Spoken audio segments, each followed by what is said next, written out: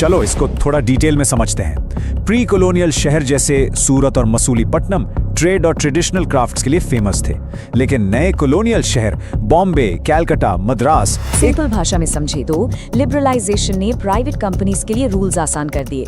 Privatisation में सरकारी companies private हाथों में चली गईं और ग्लोबलाइजेशन ने देखो कॉन्टिन्यूटी ये है कि कास्ट, ट्राइब और फैमिली, ये तीनों इंस्टीट्यूशंस आज भी हमारी सोसाइटी का एक इम्पॉर्टेंट हिस्सा है। दे स्टिल एग्जिस्ट, लेकिन चेंज ये है। सोशियोलॉजी का सिलेबस देखकर डर लगता है ना? मुझे पता है कि सबसे बड़ी प्रॉब्लम जो मैक्सिमम स्टूडेंट्स फेस करते हैं वो है in heavy theories, complex dates और अजीबोगरीब थिंकर्स के कॉन्सेप्ट्स को एक साथ रिटेन करना। लगता है कि यार इतना सब कुछ दिमाग में कैसे जाएगा और कहां से स्टार्ट करें।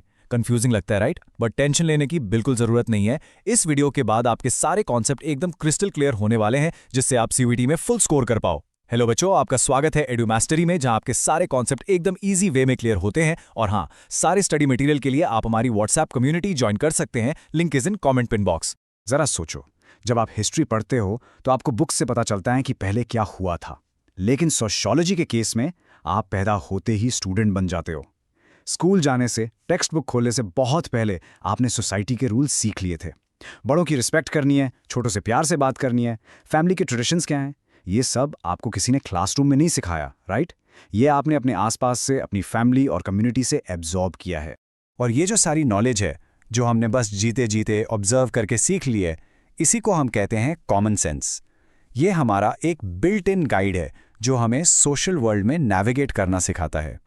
इसका मतलब ये हुआ कि बाकी सब्जेक्ट्स के कंपैरिजन में सोशियोलॉजी में हम सबके पास एक हेड स्टार्ट है, लेकिन ये हेड स्टार्ट थोड़ा ट्रिकी भी हो सकता है। और यही है सबसे बड़ा ट्विस्ट। ये कॉमन सेंस हमारे लिए एक एडवांटेज भी है और एक डिसएडवांटेज भी। एडवांटेज इसलिए क्योंकि सब्जेक्ट मुश्किल नहीं लगता, जाना पहचाना सा लगता है, लेकिन डिसएडवांटेज ये है कि हमारा कॉमन सेंस सिर्फ हमारे पर्सनल एक्सपीरियंस पर बेस्ड होता है। वो अधूरा हो सकता है, उसमें अजम्पशंस हो सकते हैं, बायसेस हो सकते हैं। और सोशियोलॉजी इसी चीज को चैलेंज करती है।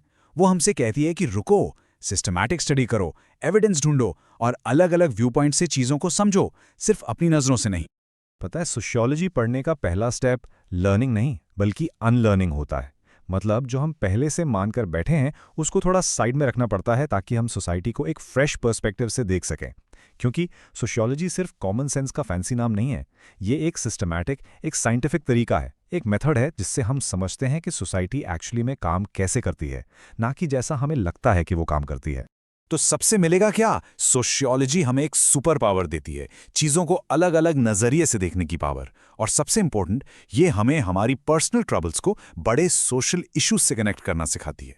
एग्जाम्पल देता हूं, मान लो एक इंसान को कॉलेज के बाद जॉब नहीं मिल रही, तो ये उसकी पर्सनल ट्रबल है। लेकिन जब देश में लाखों ग्रेजुएट्स को जॉब नहीं मिल रही, तो ये एक सोशल इशू बन जाता है जो इकोनॉमी, एजुकेशन सिस्टम और गवर्नमेंट पॉलिसीज से जुड़ा हुआ है। सोशियोलॉजी हमें यही बड़ा पिक्चर देखने में हेल्प करती है। अच्छा, तो ये सब्जेक्ट, ये सोचने का तरीका शुरू कहां से हुआ? इसके रूट्स हमें मिलते हैं 19th सेंचुरी यूरोप में। उस टाइम वहां बहुत बड़े सोशल चेंजेस हो रहे थे और एक फ्रेंच फिलोसोफर थे, ऑगस्ट कॉम्ट, जिनको फादर ऑफ सोशियोलॉजी भी कहा जाता है। उन्होंने ही 1839 में सोशियोलॉजी टर्म दिया था और इसकी नींव रखी एज एन एकेडमिक डिसिप्लिन। चलो, अब इस सोशियोलॉजिकल लेंस को, इस चश्मे को हम अपनी सोसाइटी, इंडियन सोसाइटी पर लगाकर देखते हैं। आज के इंडिया को समझने के लिए हमें उस हिस्टोरिकल फोर्स को समझना पड़ेगा जिसने हमें सबसे ज्यादा शेप किया है, और वो है ब्रिटिश कॉलोनियलिज्म। कॉलोनियलिज्म क्या होता है? सिंपल टर्म्स में, जब एक पावरफुल कंट्री किसी दूसरी कंट्री पर रूल करती है ताकि उसके रिसोर्सेज को एक्सप्लॉइट कर सके। ब्रिटिश रूल इन इंडिया, जो लगभग 200 साल तक चला, इसका परफेक्ट एग्जाम्पल है। उन्होंने सिर्फ हमारे राजा नहीं बदले, उन्होंने हमारी इकोनॉमी, पॉलिटिक्स और पूरे सोशल स्ट्रक्चर को ही बदल कर रख दिया। लेकिन इस पूरे दौर में एक बहुत ही इंटरेस्टिंग पैराडॉक्स हुआ। जिस कॉलोनियलिज्म ने हमें कंट्रोल करने की कोशिश की, उसने अनजाने में अपने ही सबसे बड़े दुश्मन को जन्म दे दिया, और वो था नेशनलिज्म। अब ये नेशनलिज्म क्या चीज़ है? ये एक फीलिंग है, अपने देश के लिए प्यार, डेडिकेशन और यूनिटी की फीलिंग।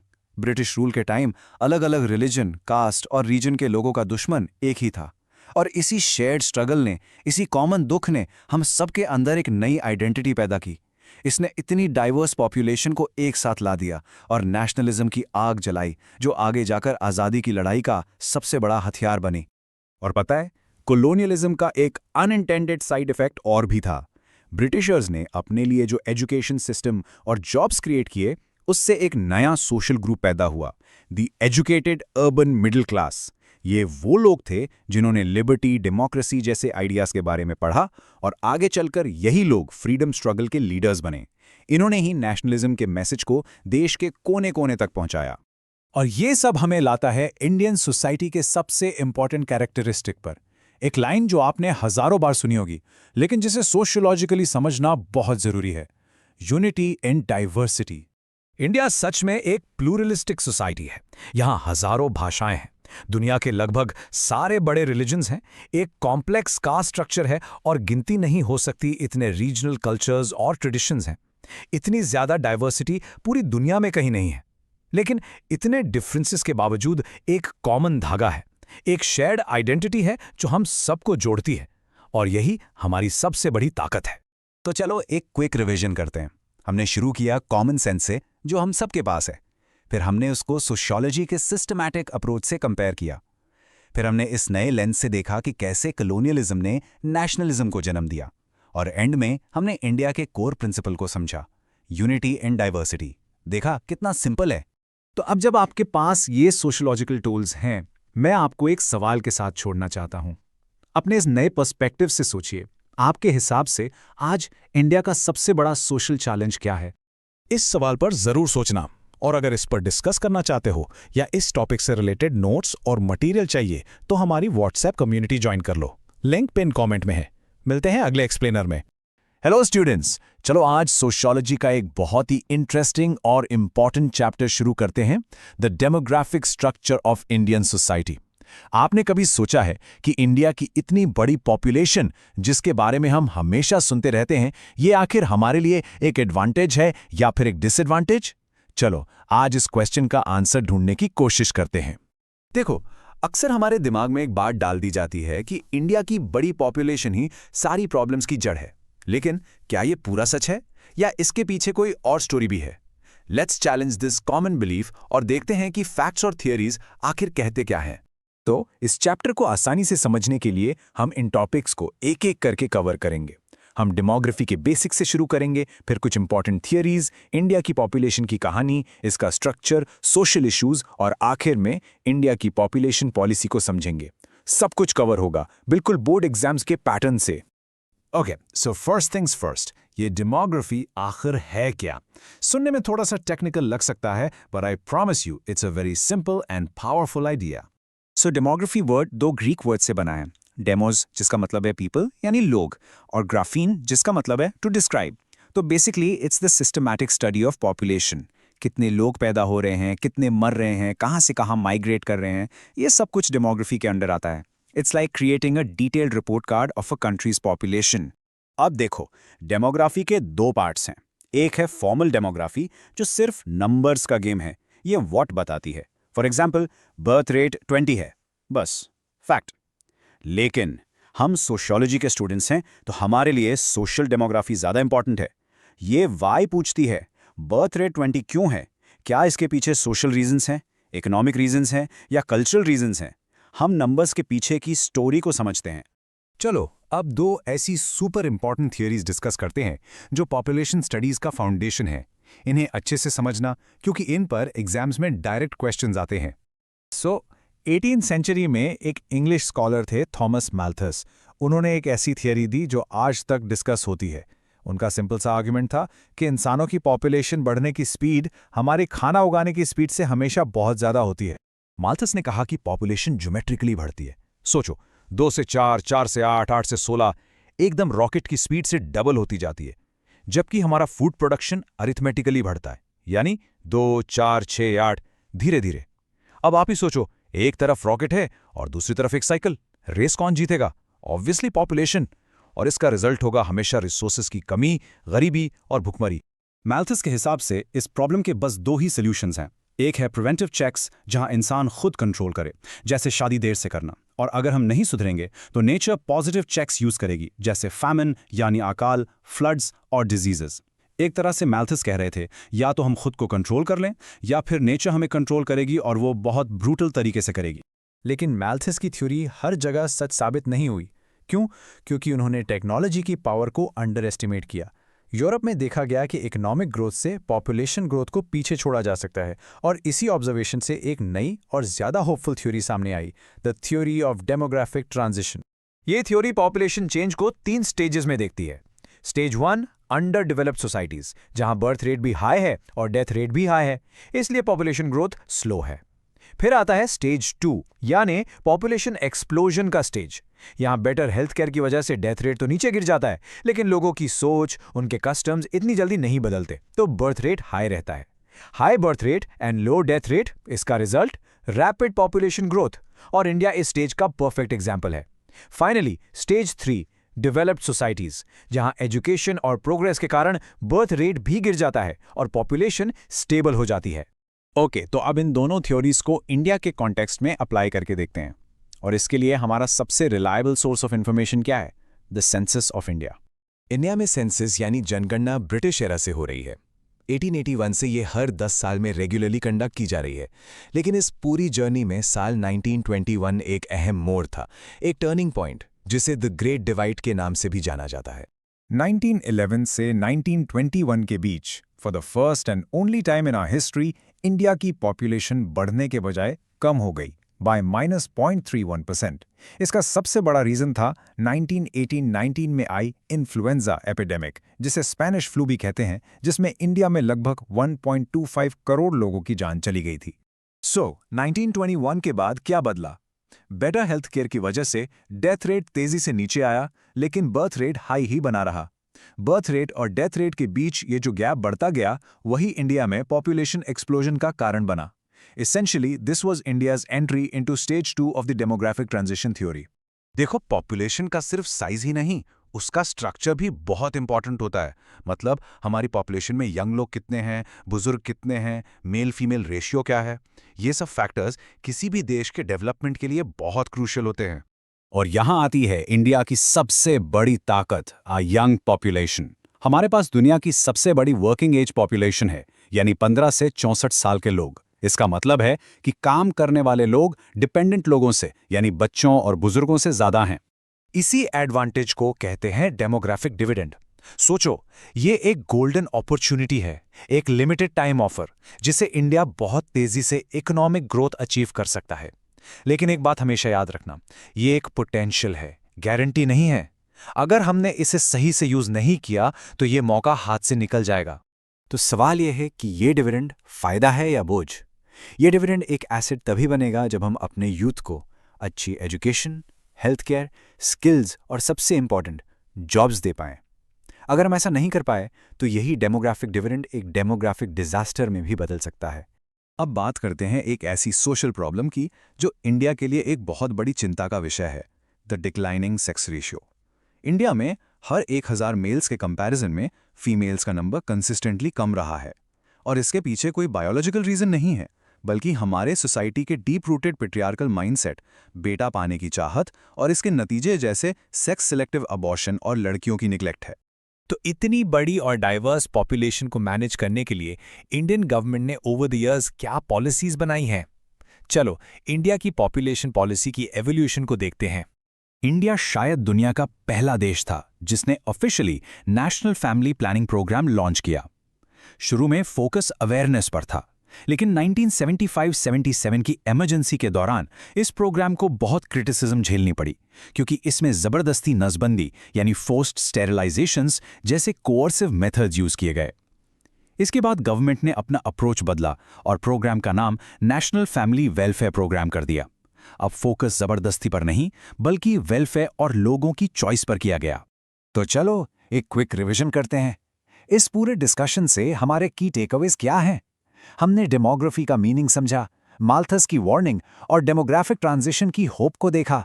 हमने इंडिया की जर्नी में 1921 द ग्रेट डिवाइड की इंपॉर्टेंस को जाना, और हमने इंडिया के 2 चेहरों को देखा। एक तरफ डेमोग्राफिक डिविडेंड की सुनहरी अपॉर्चुनिटी और दूसरी तरफ डिक्लाइनिंग सेक्स रेशियो का गंभीर चैलेंज। अल्टीमेटली इंडिया का फ्यूचर आपके हाथों में है। आप ही वो डेमोग्राफिक डिविडेंड हैं जिसके बारे में हमने इतनी बात की। तो सोचिए, एज अ स्टूडेंट आप अपने स्किल्स और एजुकेशन से इस अपॉर्चुनिटी को रियलिटी में कैसे बदल सकते हैं। आई होप इस चैप्टर ने आपको इंडिया की डेमोग्राफिक स्टोरी को एक नए पर्सपेक्टिव से देखने में हेल्प की है। Keep thinking and keep questioning. Hello students, चलो आज हम लोग क्लास 12 सोशियोलॉजी का एक super important chapter social institutions continuity and change को एकदम क्रिस्टल क्लियर तरीके से समझेंगे। कभी सोचा है कि हमारी सोसाइटी इतनी कॉम्प्लेक्स, इतनी डाइवर्स आखिर एक साथ जुड़ी कैसे रहती है? वो कौन से इनविजिबल रूल्स हैं जो हम सबको बांध कर रखते हैं? आज हम इन्हीं रूल्स को एक्सप्लोर करेंगे। तो चलिए शुरू करते हैं एक सिंपल से सवाल से। देखो, आप रोज स्कूल जाते हो, आसपास लोग शादी करते हैं, हर फैमिली के अपने अलग रीति रिवाज होते हैं। ये सब हम करते क्यों हैं? ऐसा लगता है ना जैसे कोई अनरिटन रूल बुक है जिसे हम सब फॉलो कर रहे हैं। तो ये रूल्स हैं क्या और आते कहाँ से हैं? बस इन्हीं सवालों का जवाब है सोशल इंस्टीट्यूशंस। इनको आप सोसाइटी के पिलर्स समझ लो। ये वो सेट रूल्स और सिस्टम्स हैं जो हमारी लाइफ को एक स्ट्रक्चर देते हैं। सोचो, फैमिली, मैरिज, कास्ट, रिलीजन, ये सब सोशल इंस्टीट्यूशंस ही तो हैं। अगर ये ना हो तो सोसाइटी में बिल्कुल केओस हो जाएगा, है ना? ये हमें बताते हैं कि चीजें कैसे की जाती हैं और लाइफ को एक प्रिडिक्टेबल फ्लो देते हैं। ओके, तो चलो डाइव इन करते हैं। ये रहा हमारा आज का रोड मैप। सबसे पहले हम इंडिया के सबसे कॉम्प्लेक्स इंस्टीट्यूशन यानी कास्ट की कहानी समझेंगे। फिर हम इंडिया की फैसिनेटिंग ट्राइबल कम्युनिटीज को एक्सप्लोर करेंगे। उसके बाद हम देखेंगे हमारी अपनी फैमिली को और वो कैसे बदल रही है। और हाँ, एंड में सब कुछ जोड़कर एक क्विक रीकैप तो बनता है। तो रेडी हो? Let's get started. Alright, first up एक ऐसा टॉपिक जिसने हजारों सालों से इंडियन सोसाइटी को शेप किया है, कैस्ट। देखिए, ये सिर्फ एक सोशल डिवीजन नहीं है, ये एक बहुत ही डीपली रूटेड सिस्टम है जिसने हिस्टोरिकली डिसाइड किया है कि एक इंसान क्या काम करेगा, किससे शादी करेगा और सोसाइटी में उसकी जगह क्या होगी। थोड़ा कॉम्प्लेक्स है, पर इसको समझना बहुत बहुत ज़रूरी है। अब ये वाला पार्ट एग्जाम के लिए एकदम क्रूशियल है, सो ध्यान से सुनना। ओरिजिनली इंडिया में वर्ना सिस्टम था।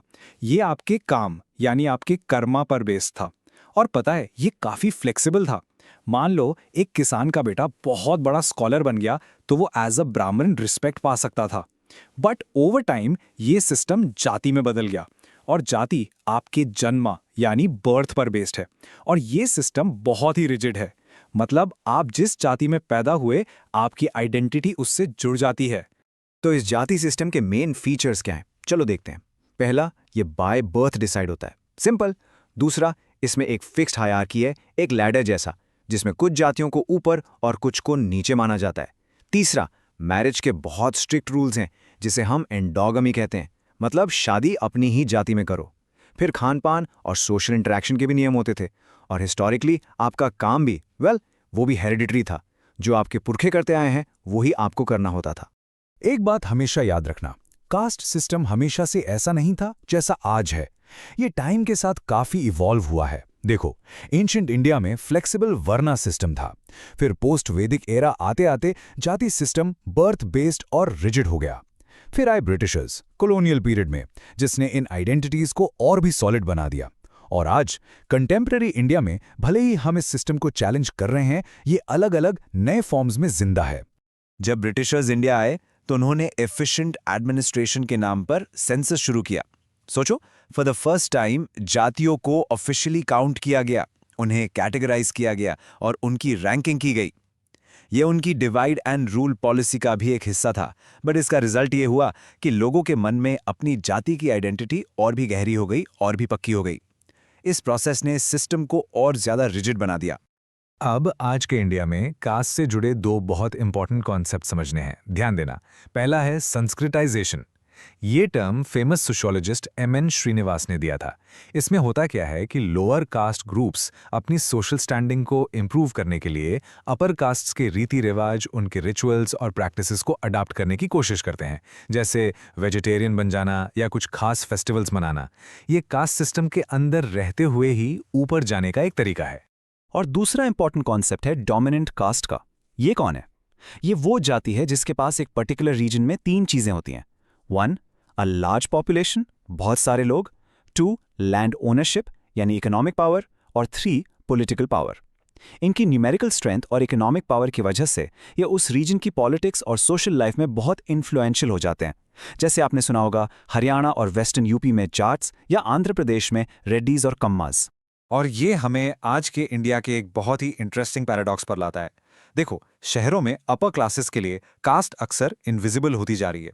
आप सुनेंगे लोग कहते हैं, यार मैं कास्ट पे बिलीव नहीं करता, इट्स ऑल अबाउट मेरिट। लेकिन यहाँ कास्ट प्रिविलेज का कॉन्सेप्ट समझना जरूरी है। उनके पास जो सोशल नेटवर्क्स और एजुकेशनल बैकग्राउंड है, वो भी उनकी कास्ट से मिला एक एडवांटेज हो सकता है। और दूसरी तरफ मार्जिनलाइज क्लासेस के लिए रिजर्वेशंस और अपने राइट्स के लिए फाइट करने की वजह से कास्ट हाइपर विजिबल हो जाती है। उनके लिए ये उनकी आइडेंटिटी का एक बहुत जरूरी हिस्सा है।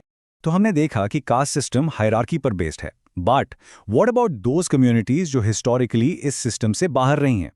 ये हमें लेके आता है हमारे नेक्स्ट सोशल इंस्टीट्यूशन पर, इंडियाज ट्राइबल कम्युनिटीज। इन्हें हम आदिवासी या जनजाति भी कहते हैं, जिसका मतलब ही होता है ओरिजिनल इनहैबिटेंट्स। इनका कल्चर और social structure main stream society से काफी अलग और यूनिक है। तो कास्ट और ट्राइब में मेन डिफरेंस क्या है, इसको बिल्कुल क्लियर रखते हैं। जहां कास्ट सिस्टम हायरार्की यानी ऊंच नीच और प्योरिटी पोल्यूशन के आइडियाज पर बेस्ड है, वहीं ट्राइबल सोसाइटीज ज्यादातर इगैलिटेरियन होती हैं, यानी उनमें बराबरी पर जोर दिया जाता है। उनका सोशल लाइफ किनशिप यानी रिश्तेदारी और कम्युनिटी बॉन्ड्स पर चलता है, ना कि किसी रिलीजियस हायरार्की पर। अब इन ट्राइब्स को क्लासिफाई करने के दो मेन तरीके हैं। पहला है उनके परमानेंट ट्रेड्स के बेसिस पर, जैसे वो किस रीजन में रहते हैं, कौन सी लैंग्वेज बोलते हैं। फॉर एग्जांपल संथाल ट्राइब जो मेनली झारखंड और वेस्ट बंगाल में रहती है और संथाली लैंग्वेज बोलती है। दूसरा तरीका है अक्वायर्ड ट्रेड्स के बेसिस पर, जैसे उनका लाइवलीहुड क्या है, क्या वो हंटर गैदरर्स हैं या सेटल्ड एग्रीकल्चर करते हैं। इससे हमें उनके लाइफस्टाइल और उनके बदलते हुए वर्ल्ड के बारे में पता चलता है। कास्ट और ट्राइब जैसे बड़े कम्युनिटीज से चलो अब जूम इन करते हैं सोसाइटी की सबसे बेसिक और फंडामेंटल यूनिट पर, एक ऐसा इंस्टीट्यूशन जिससे हम सब डायरेक्टली जुड़े हैं, द फैमिली। हम सबके लिए फैमिली बहुत इंपॉर्टेंट है ना? लेकिन क्या इसका स्ट्रक्चर हमेशा से एक जैसा रहा है? बिल्कुल नहीं। टाइम के साथ इंडियन फैमिली में बहुत बहुत बड़े चेंजेस आए हैं। देखो, इंडिया में ज्यादातर फैमिलीज पैट्रीलिनियल और पेट्रीलोकल हैं, मतलब वंश पिता से पुत्र को चलता है और शादी के बाद लड़की लड़के के घर जाती है। ये सबसे कॉमन है, but this is not the only form. For example, Meghalaya की खासी और गारो ट्राइब्स मैट्रीलिनियल हैं। वहां इनहेरिटेंस यानी जायदाद माँ से बेटी को पास ऑन होती है। ये दिखाता है कि फैमिली का कोई यूनिवर्सल डेफिनेशन नहीं है, इसके बहुत डाइवर्स फॉर्म्स एग्जिस्ट करते हैं। और ये हमें लाता है मॉडर्न इंडियन फैमिली के सबसे बड़े चेंज पर, the shift from joint to nuclear families. पहले वो जमाना था जब एक ही छत के नीचे दादा दादी, चाचा चाची, सारे कजिन्स सब साथ रहते थे। एक कॉमन किचन होता था, एक पूरा बसलिंग हाउस होल्ड। लेकिन अब खास करके शहरों में न्यूक्लियर फैमिलीज का ट्रेंड बढ़ रहा है, जहां सिर्फ पेरेंट्स और उनके बच्चे एक साथ रहते हैं। तो ये चेंज आ क्यों रहा है? इसके पीछे कुछ सॉलिड रीजंस हैं। सबसे बड़ा रीजन है अर्बनाइजेशन। लोग जॉब्स के लिए गांव से शहरों में माइग्रेट कर रहे हैं, जहां बड़े घर अफोर्ड करना मुश्किल है। प्लस नई जॉब मार्केट्स में काम एंसेस्ट्रल लैंड से जुड़ा हुआ नहीं है। और आखिरी, हमारी वैल्यूज भी बदल रही हैं। आज लोग इंडिविजुअलिज्म और पर्सनल प्राइवेसी को ज्यादा इंपॉर्टेंस देने लगे हैं। ओके, तो हमने कास्ट, ट्राइब्स और फैमिली तीनों को डिटेल में कवर कर लिया है। अब चलो इन सब अलग अलग पीसेस को जोड़ते हैं और इस चैप्टर की बिग पिक्चर को समझते हैं। याद है चैप्टर का नाम? Continuity and change. और हमने हर इंस्टीट्यूशन में इन्हीं दो फोर्सेस को काम करते हुए देखा है। So the main takeaway क्या है? देखो, कॉन्टिन्यूटी ये है कि कास्ट, ट्राइब और फैमिली ये तीनों इंस्टीट्यूशंस आज भी हमारी सोसाइटी का एक इंपॉर्टेंट हिस्सा है। They still exist. लेकिन चेंज ये है कि इनके रूप और इनके फंक्शंस बदल गए हैं। कास्ट अब पॉलिटिक्स और मैट्रिमोनियल साइट्स पर ज़्यादा दिखता है। ट्राइब्स अपनी आइडेंटिटी के लिए स्ट्रगल कर रहे हैं while integrating with the main stream. और फैमिली, भले ही हम फिल्मों में जॉइंट फैमिली को आइडियलाइज करते हैं, reality for many is now the nuclear family. तो मैं आपको इस फाइनल थॉट के साथ छोड़ता हूं। जैसे जैसे इंडिया और मॉडर्न होगा, एजुकेशन और बढ़ेगी, वैल्यूज और चेंज होंगी, तो क्या ये इंस्टीट्यूशंस यानी कास्ट, ट्राइब, फैमिली कमज़ोर हो जाएंगे, या फिर ये जिंदा रहने के नए और क्रिएटिव तरीके ढूंढ लेंगे, जैसे कास्ट ने ऑनलाइन मैट्रिमोनियल साइट्स में अपनी जगह बना ली है? इसके बारे में सोचना ज़रूर। All the very best for your exams. Hello everyone and welcome. तो चलो स्टूडेंट्स, आज हम लोग सोशियोलॉजी का एक ऐसा चैप्टर उठा रहे हैं जो सिर्फ किताबों में नहीं बल्कि हमारी रोज की जिंदगी में हमारे आसपास हर जगह दिखता है। चैप्टर का नाम है patterns of social inequality and exclusion. हाँ, थोड़ा हेवी साउंड करता है, राइट? बट ट्रस्ट मी, जब हम इसको समझेंगे ना, you will start seeing the world around you with a completely new perspective. So let's dive right in. ये सीन आपने जरूर देखा होगा, है ना? जस्ट इमेजिन करो, आप एक रेलवे स्टेशन पर हो। एक तरफ कुछ लोग हैं जिनके पास शायद आगे पीछे कुछ नहीं है, और अचानक उसी सिग्नल पर उनके ठीक बगल से एक चमचमाती हुई लग्जरी कार निकल जाती है। या फिर सोचो, किसी कंस्ट्रक्शन साइट पर छोटे छोटे बच्चे ईंट पत्थर उठा रहे हैं, जबकि उसी टाइम पर दूसरे बच्चे एयर कंडीशन स्कूल बसेस में बैठकर बड़े बड़े स्कूल्स जा रहे हैं। कभी सोचा है आपने कि ये फर्क, ये इतना बड़ा गैप आखिर है क्यों? और यही तो फैसिनेटिंग पॉइंट है। ये जो हमें दिख रहा है ना, ये कोई कोइंसिडेंस नहीं है। इट्स नॉट रैंडम कि कुछ लोग अमीर हैं और कुछ लोग गरीब। एज सोशियोलॉजिस्ट हमें ये समझना है कि ये एक पैटर्न है, एक सोचा समझा सिस्टमैटिक तरीका, जिससे हमारी सोसाइटी स्ट्रक्चर्ड है। हमारा काम कॉमन सेंस से आगे जाकर इस पैटर्न के पीछे छुपे रीजंस को, उसके स्ट्रक्चर को डिकोड करना है। तो सबसे पहले हमारे दिमाग में एक सवाल आता है, ये जो इनइक्वालिटी है, इज इट नेचुरल? क्या ये कुदरती है कि कुछ लोग ऊपर और कुछ नीचे होंगे? कॉमन सेंस तो यही कहता है, भाई जो मेहनत करेगा वो आगे बढ़ेगा। लेकिन जरा सोचो, क्या एक कंस्ट्रक्शन वर्कर से ज्यादा फिजिकल मेहनत कोई करता है जो धूप में पत्थर तोड़ता है? अगर सिर्फ हार्ड वर्क से ही सक्सेस मिलती तो वो लोग सोसाइटी में सबसे ऊपर क्यों नहीं है? दिस टेल्स अस कि स्टोरी इतनी सिंपल नहीं है। ये इनइक्वालिटी नेचुरल बिल्कुल नहीं, बल्कि सोशली क्रिएटेड है। तो इस सोशल पजल को सॉल्व करने के लिए सोशियोलॉजिस्ट एक बहुत पावरफुल टूल, एक कॉन्सेप्ट यूज करते हैं, जिसे कहते हैं सोशल स्ट्रैटिफिकेशन। अब ये स्ट्रैटिफिकेशन वर्ड आया है स्ट्रेटा से, जिसका मतलब होता है लेयर्स। जैसे आपने ज्योग्राफी में पढ़ा होगा कि जमीन के नीचे रॉक्स की अलग अलग लेयर्स होती हैं, ठीक उसी तरह हमारी सोसाइटी भी ऐसे डिफरेंट लेयर्स में बटी हुई है, एक हायरार्की में, जिसमें कुछ ग्रुप्स टॉप पर हैं और कुछ बॉटम पर। Now, what's really important about this slide is the formal definition. ध्यान से देखो, it says stratification is a system. और सबसे important part, it is a characteristic of society, not of individuals. इसका मतलब क्या हुआ? मतलब गलती किसी एक इंसान के टैलेंट या उसकी मेहनत में नहीं है। The problem is in the system itself. Game के रूल्स ही ऐसे बनाए गए हैं कि inequality ऑटोमेटिकली प्रोड्यूस होती रहती है। और ये 3 प्रिंसिपल्स एग्जाम के लिए सुपर इंपॉर्टेंट है, so please pay close attention. पहला, जैसा हमने अभी डिस्कस किया, ये सोसाइटी की प्रॉपर्टी है, इंडिविजुअल की नहीं। दूसरा, इट परसिस्ट्स ओवर जनरेशंस, यानी ये पीढ़ी दर पीढ़ी चलती रहती है। अमीर के बच्चे अमीर रहते हैं, गरीब के बच्चे गरीब, क्योंकि एडवांटेजेस और डिसएडवांटेजेस इनहेरिट होते हैं। और तीसरा और सबसे ट्रिकी वाला, it is supported by beliefs and ideologies. Society हमें ऐसी कहानियां सुनाती है, ऐसे बिलीफ्स देती हैं, जिससे ये सिस्टम बिल्कुल नॉर्मल या नेचुरल लगने लगता है। ओके, सो अगर सोसाइटी लेयर्स में है, तो किसी इंसान की पोजीशन इन लेयर्स में कैसे डिसाइड होती है? कोई ऊपर क्यों है और कोई नीचे क्यों है? सोशियोलॉजिस्ट कहते हैं ये डिसाइड होता है उसके पास अवेलेबल रिसोर्सेज से, और इन रिसोर्सेज को हम एक स्पेशल नाम से बुलाते हैं, कैपिटल। लेकिन रुको, यहाँ कैपिटल का मतलब सिर्फ और सिर्फ पैसा नहीं है। सो देयर आर 3 की टाइप्स ऑफ कैपिटल। पहला, इकोनॉमिक कैपिटल। ये तो सिंपल है, पैसा, प्रॉपर्टी, स्टॉक्स, यानी आपके एसेट्स। दूसरा है कल्चरल कैपिटल। ये बहुत इंटरेस्टिंग है। इसका मतलब है आपकी एजुकेशन, आपकी डिग्री, आपके बोलने का स्टाइल, आपकी स्किल्स। इमेजिन करो, एक जॉब इंटरव्यू में जिसको फ्लुएंट इंग्लिश आती है, उसको एक नेचुरल एडवांटेज मिलता है ना, that's his cultural capital at play. और तीसरा है सोशल कैपिटल। ये है आपकी जान पहचान, आपका नेटवर्क, आपके कॉन्टैक्ट्स। और याद रखना, एक की इंसाइट ये है कि दीज 3 आर कन्वर्टेबल। आप इकोनॉमिक कैपिटल यूज करके अच्छी एजुकेशन यानी कल्चरल कैपिटल ले सकते हो, और सोशल कैपिटल यूज करके अच्छी जॉब यानी इकोनॉमिक कैपिटल पा सकते हो। अच्छा, अब हमने सोसाइटी का स्ट्रक्चर समझ लिया, और ये भी कि उसमें पोजीशन कैसे मिलती है। But the bigger question is, ये सिस्टम इतना मजबूत कैसे है? How is this inequality maintained generation after generation? इसके पीछे ना एक पूरा मैकेनिज्म काम करता है। Think of it like a chain reaction. चलो देखते हैं ये बनता कैसे है। इस चेन की पहली कड़ी है स्टेरियोटाइप, रूढ़िवादी धारणा। ये क्या है? जब हम अपने दिमाग में किसी पूरे ग्रुप के बारे में एक फिक्स्ड ओवर सिंप्लीफाइड इमेज बना लेते हैं, जैसे कि एक्स कम्युनिटी के लोग लेजी होते हैं या वाई कम्युनिटी के लोग कंजूस होते हैं। ये शॉर्टकट्स हैं जो हमारा ब्रेन लेता है, लेकिन ये बहुत डेंजरस हो सकते हैं। स्टीरियोटाइप से जन्म लेता है प्रेजुडिस, यानी पूर्वाग्रह। जब आप उन फिक्स्ड स्टीरियोटाइप्स के बेसिस पर किसी ग्रुप के लिए एक नेगेटिव एटीट्यूड, एक नेगेटिव फीलिंग डेवलप कर लेते हो, दैट्स प्रेजुडिस। इसका नाम ही है प्री जजमेंट, मतलब सच्चाई जाने बिना, आपसे मिले बिना मैंने आपके बारे में एक ओपिनियन ऑलरेडी बना लिया है। और इस चेन का आखिरी और सबसे हार्मफुल पार्ट है डिस्क्रिमिनेशन, भेदभाव। जब आपका वो नेगेटिव एटीट्यूड, वो प्रेजुडिस एक्शन में बदल जाता है, वो डिस्क्रिमिनेशन बन जाता है।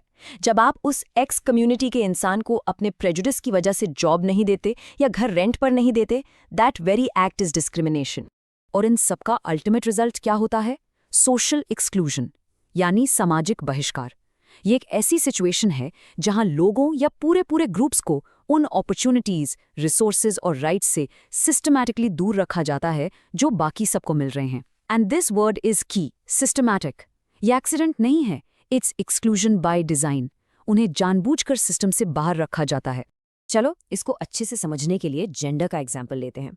एक बहुत कॉमन आर्ग्यूमेंट है कि men and women are biologically different, इसलिए उनके काम अलग होने चाहिए। यस, बायोलॉजिकल डिफरेंसेस हैं ऑफ कोर्स, बट सोशियोलॉजी हमें सिखाती है कि उस डिफरेंस के बेसिस पर सोसाइटी ने जो रोल्स, एक्सपेक्टेशंस और पावर की हायरार्की बनाई है वो सोशल है, नेचुरल नहीं।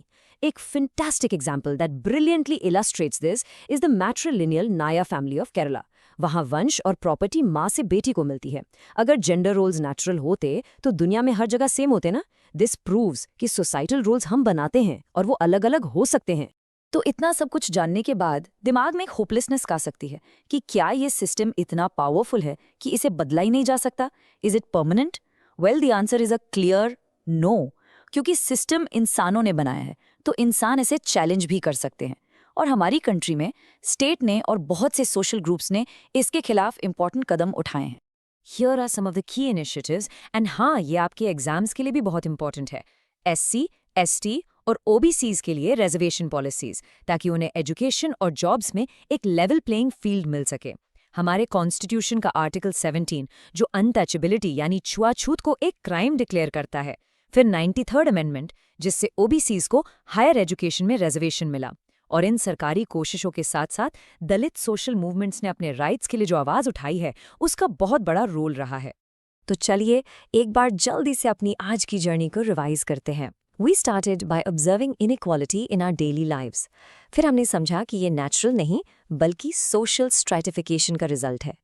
हमने देखा कि हमारी पोजीशन इन लेयर्स में 3 तरह के कैपिटल से डिसाइड होती है: इकोनॉमिक, कल्चरल एंड सोशल। और इस सिस्टम को मेंटेन करने के लिए स्टीरियोटाइप, प्रेजुडिस और डिस्क्रिमिनेशन जैसे टूल्स काम करते हैं। तो इन सारी बातों से एक आखिरी और शायद सबसे इम्पॉर्टेंट सवाल निकल कर आता है। अगर ये पूरी इनइक्वालिटी, ये पूरा का पूरा सिस्टम समाज के बनाए हुए रूल्स और बिलीफ से ही चलता है, तो क्या हम उन रूल्स और बिलीफ्स को बदलकर खुद सोसाइटी को नहीं बदल सकते? इस सवाल के साथ मैं आपको छोड़ रहा हूं। Think about it as sociologists, as citizens, क्योंकि जो चीज़ इंसान ने बनाई है उसे इंसान बदल भी सकता है। All the best for your studies and keep questioning the world around you. Hello बच्चों, वेलकम। आज हम आपकी सोशियोलॉजी बुक का एक बहुत ही इंटरेस्टिंग और इम्पॉर्टेंट चैप्टर करने वाले हैं, the challenges of cultural diversity. और देखो, जब मैं इम्पॉर्टेंट कहता हूं तो मेरा मतलब सिर्फ एग्जाम्स के लिए नहीं है। ये चैप्टर असल में हमें सिखाता है कि हमारा देश इंडिया इतनी सारी लैंग्वेजेस, इतने सारे रिलीजन्स और कल्चर्स के साथ एक साथ कैसे रहता है। It really helps us understand our own society. तो चलिए इसको एकदम सिंपल तरीके से समझते हैं। तो ये है हमारा आज का रोड मैप। हम इन 6 टॉपिक्स पर बात करेंगे। सबसे पहले समझेंगे कि डाइवर्सिटी क्या चीज़ है, फिर हम अपनी आइडेंटिटी को एक्सप्लोर करेंगे। उसके बाद कुछ ज़रूरी पॉलिटिकल कॉन्सेप्ट्स जैसे स्टेट और नेशन को डीकोड करेंगे और देखेंगे कि एक देश को जोड़ने के लिए क्या पॉलिसीज़ होती हैं। फिर will touch upon the very relevant topic of religion and politics, और एंड में सबसे इंपॉर्टेंट आम जनता की पावर यानी सिविल सोसाइटी को समझेंगे। रेडी? Let's start. ओके, सो हमारे चैप्टर का नाम है चैलेंजेस ऑफ कल्चरल डाइवर्सिटी। लेकिन इन चैलेंजेस को समझने से पहले ये बहुत ज़रूरी है कि हम 2 वर्ड्स के बीच का डिफरेंस बिल्कुल क्रिस्टल क्लियर कर लें। ये 2 वर्ड्स हैं डाइवर्सिटी और इनइक्वालिटी। अक्सर लोग इनको कंफ्यूज कर देते हैं, but believe me, they are worlds apart. इस स्लाइड को ज़रा ध्यान से देखो। डाइवर्सिटी यानी विविधता एक पॉजिटिव चीज़ है। इसको ऐसे इमेजिन करो, एक गार्डन है जिसमें सिर्फ रेड रोजेस हैं और एक दूसरा गार्डन है जिसमें रोजेस भी हैं, मैरीगोल्ड्स भी हैं, लिलीज भी हैं, अलग अलग रंग के फूल। कौन सा ज़्यादा ब्यूटीफुल लगेगा? Obviously the second one, right? वही है डाइवर्सिटी। हमारे देश में अलग अलग भाषाएं, फेस्टिवल्स, टाइप्स ऑफ फूड, ये सब इंडिया की खूबसूरती और स्ट्रेंथ है। On the other hand, inequality यानी असमानता एक कंप्लीटली नेगेटिव कॉन्सेप्ट है। इसका मतलब डिफरेंस नहीं है, इसका मतलब है हायरार्की यानी ऊंच नीच। जब एक ग्रुप को ज़्यादा रिसोर्सेज मिलते हैं और दूसरे को नहीं, जब रिच, पुअर या हाई लो कास्ट के बेसिस पर डिस्क्रिमिनेशन होता है, वो इनइक्वालिटी है और ये देश को जोड़ती नहीं तोड़ती है। अच्छा, अब जब हमने सोसाइटी की डाइवर्सिटी को समझ लिया है तो थोड़ा पर्सनल होते हैं। एक सवाल उठता है, इस सोसाइटी में हमारी पहचान, हमारी आइडेंटिटी क्या है? स्पेसिफिकली हमारी कम्युनिटी आइडेंटिटी।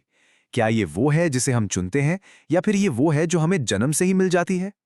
ये टर्म बच्चों एग्जाम के लिए बहुत ही इंपॉर्टेंट है, इसे नोट कर लीजिए। अस्क्रिप्टिव आइडेंटिटी, इसका सिंपल सा मतलब है वो पहचान जो हमें बाय बर्थ मिलती है, जिसमें हमारी कोई चॉइस नहीं होती।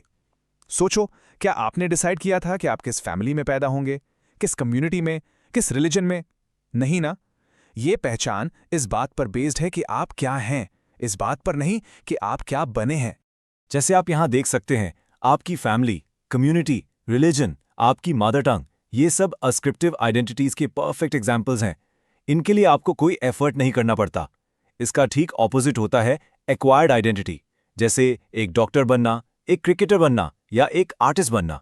ये आप अपनी मेहनत से, अपनी स्किल्स से, अपनी क्वालिफिकेशन से एक्वायर करते हो, यानी हासिल करते हो। Simple right? ओके, अब थोड़ा सा पॉलिटिकल साइड पर चलते हैं। इतनी बड़ी और इतनी डाइवर्स कंट्री को मैनेज करने के लिए एक पूरा पॉलिटिकल फ्रेमवर्क होता है ना?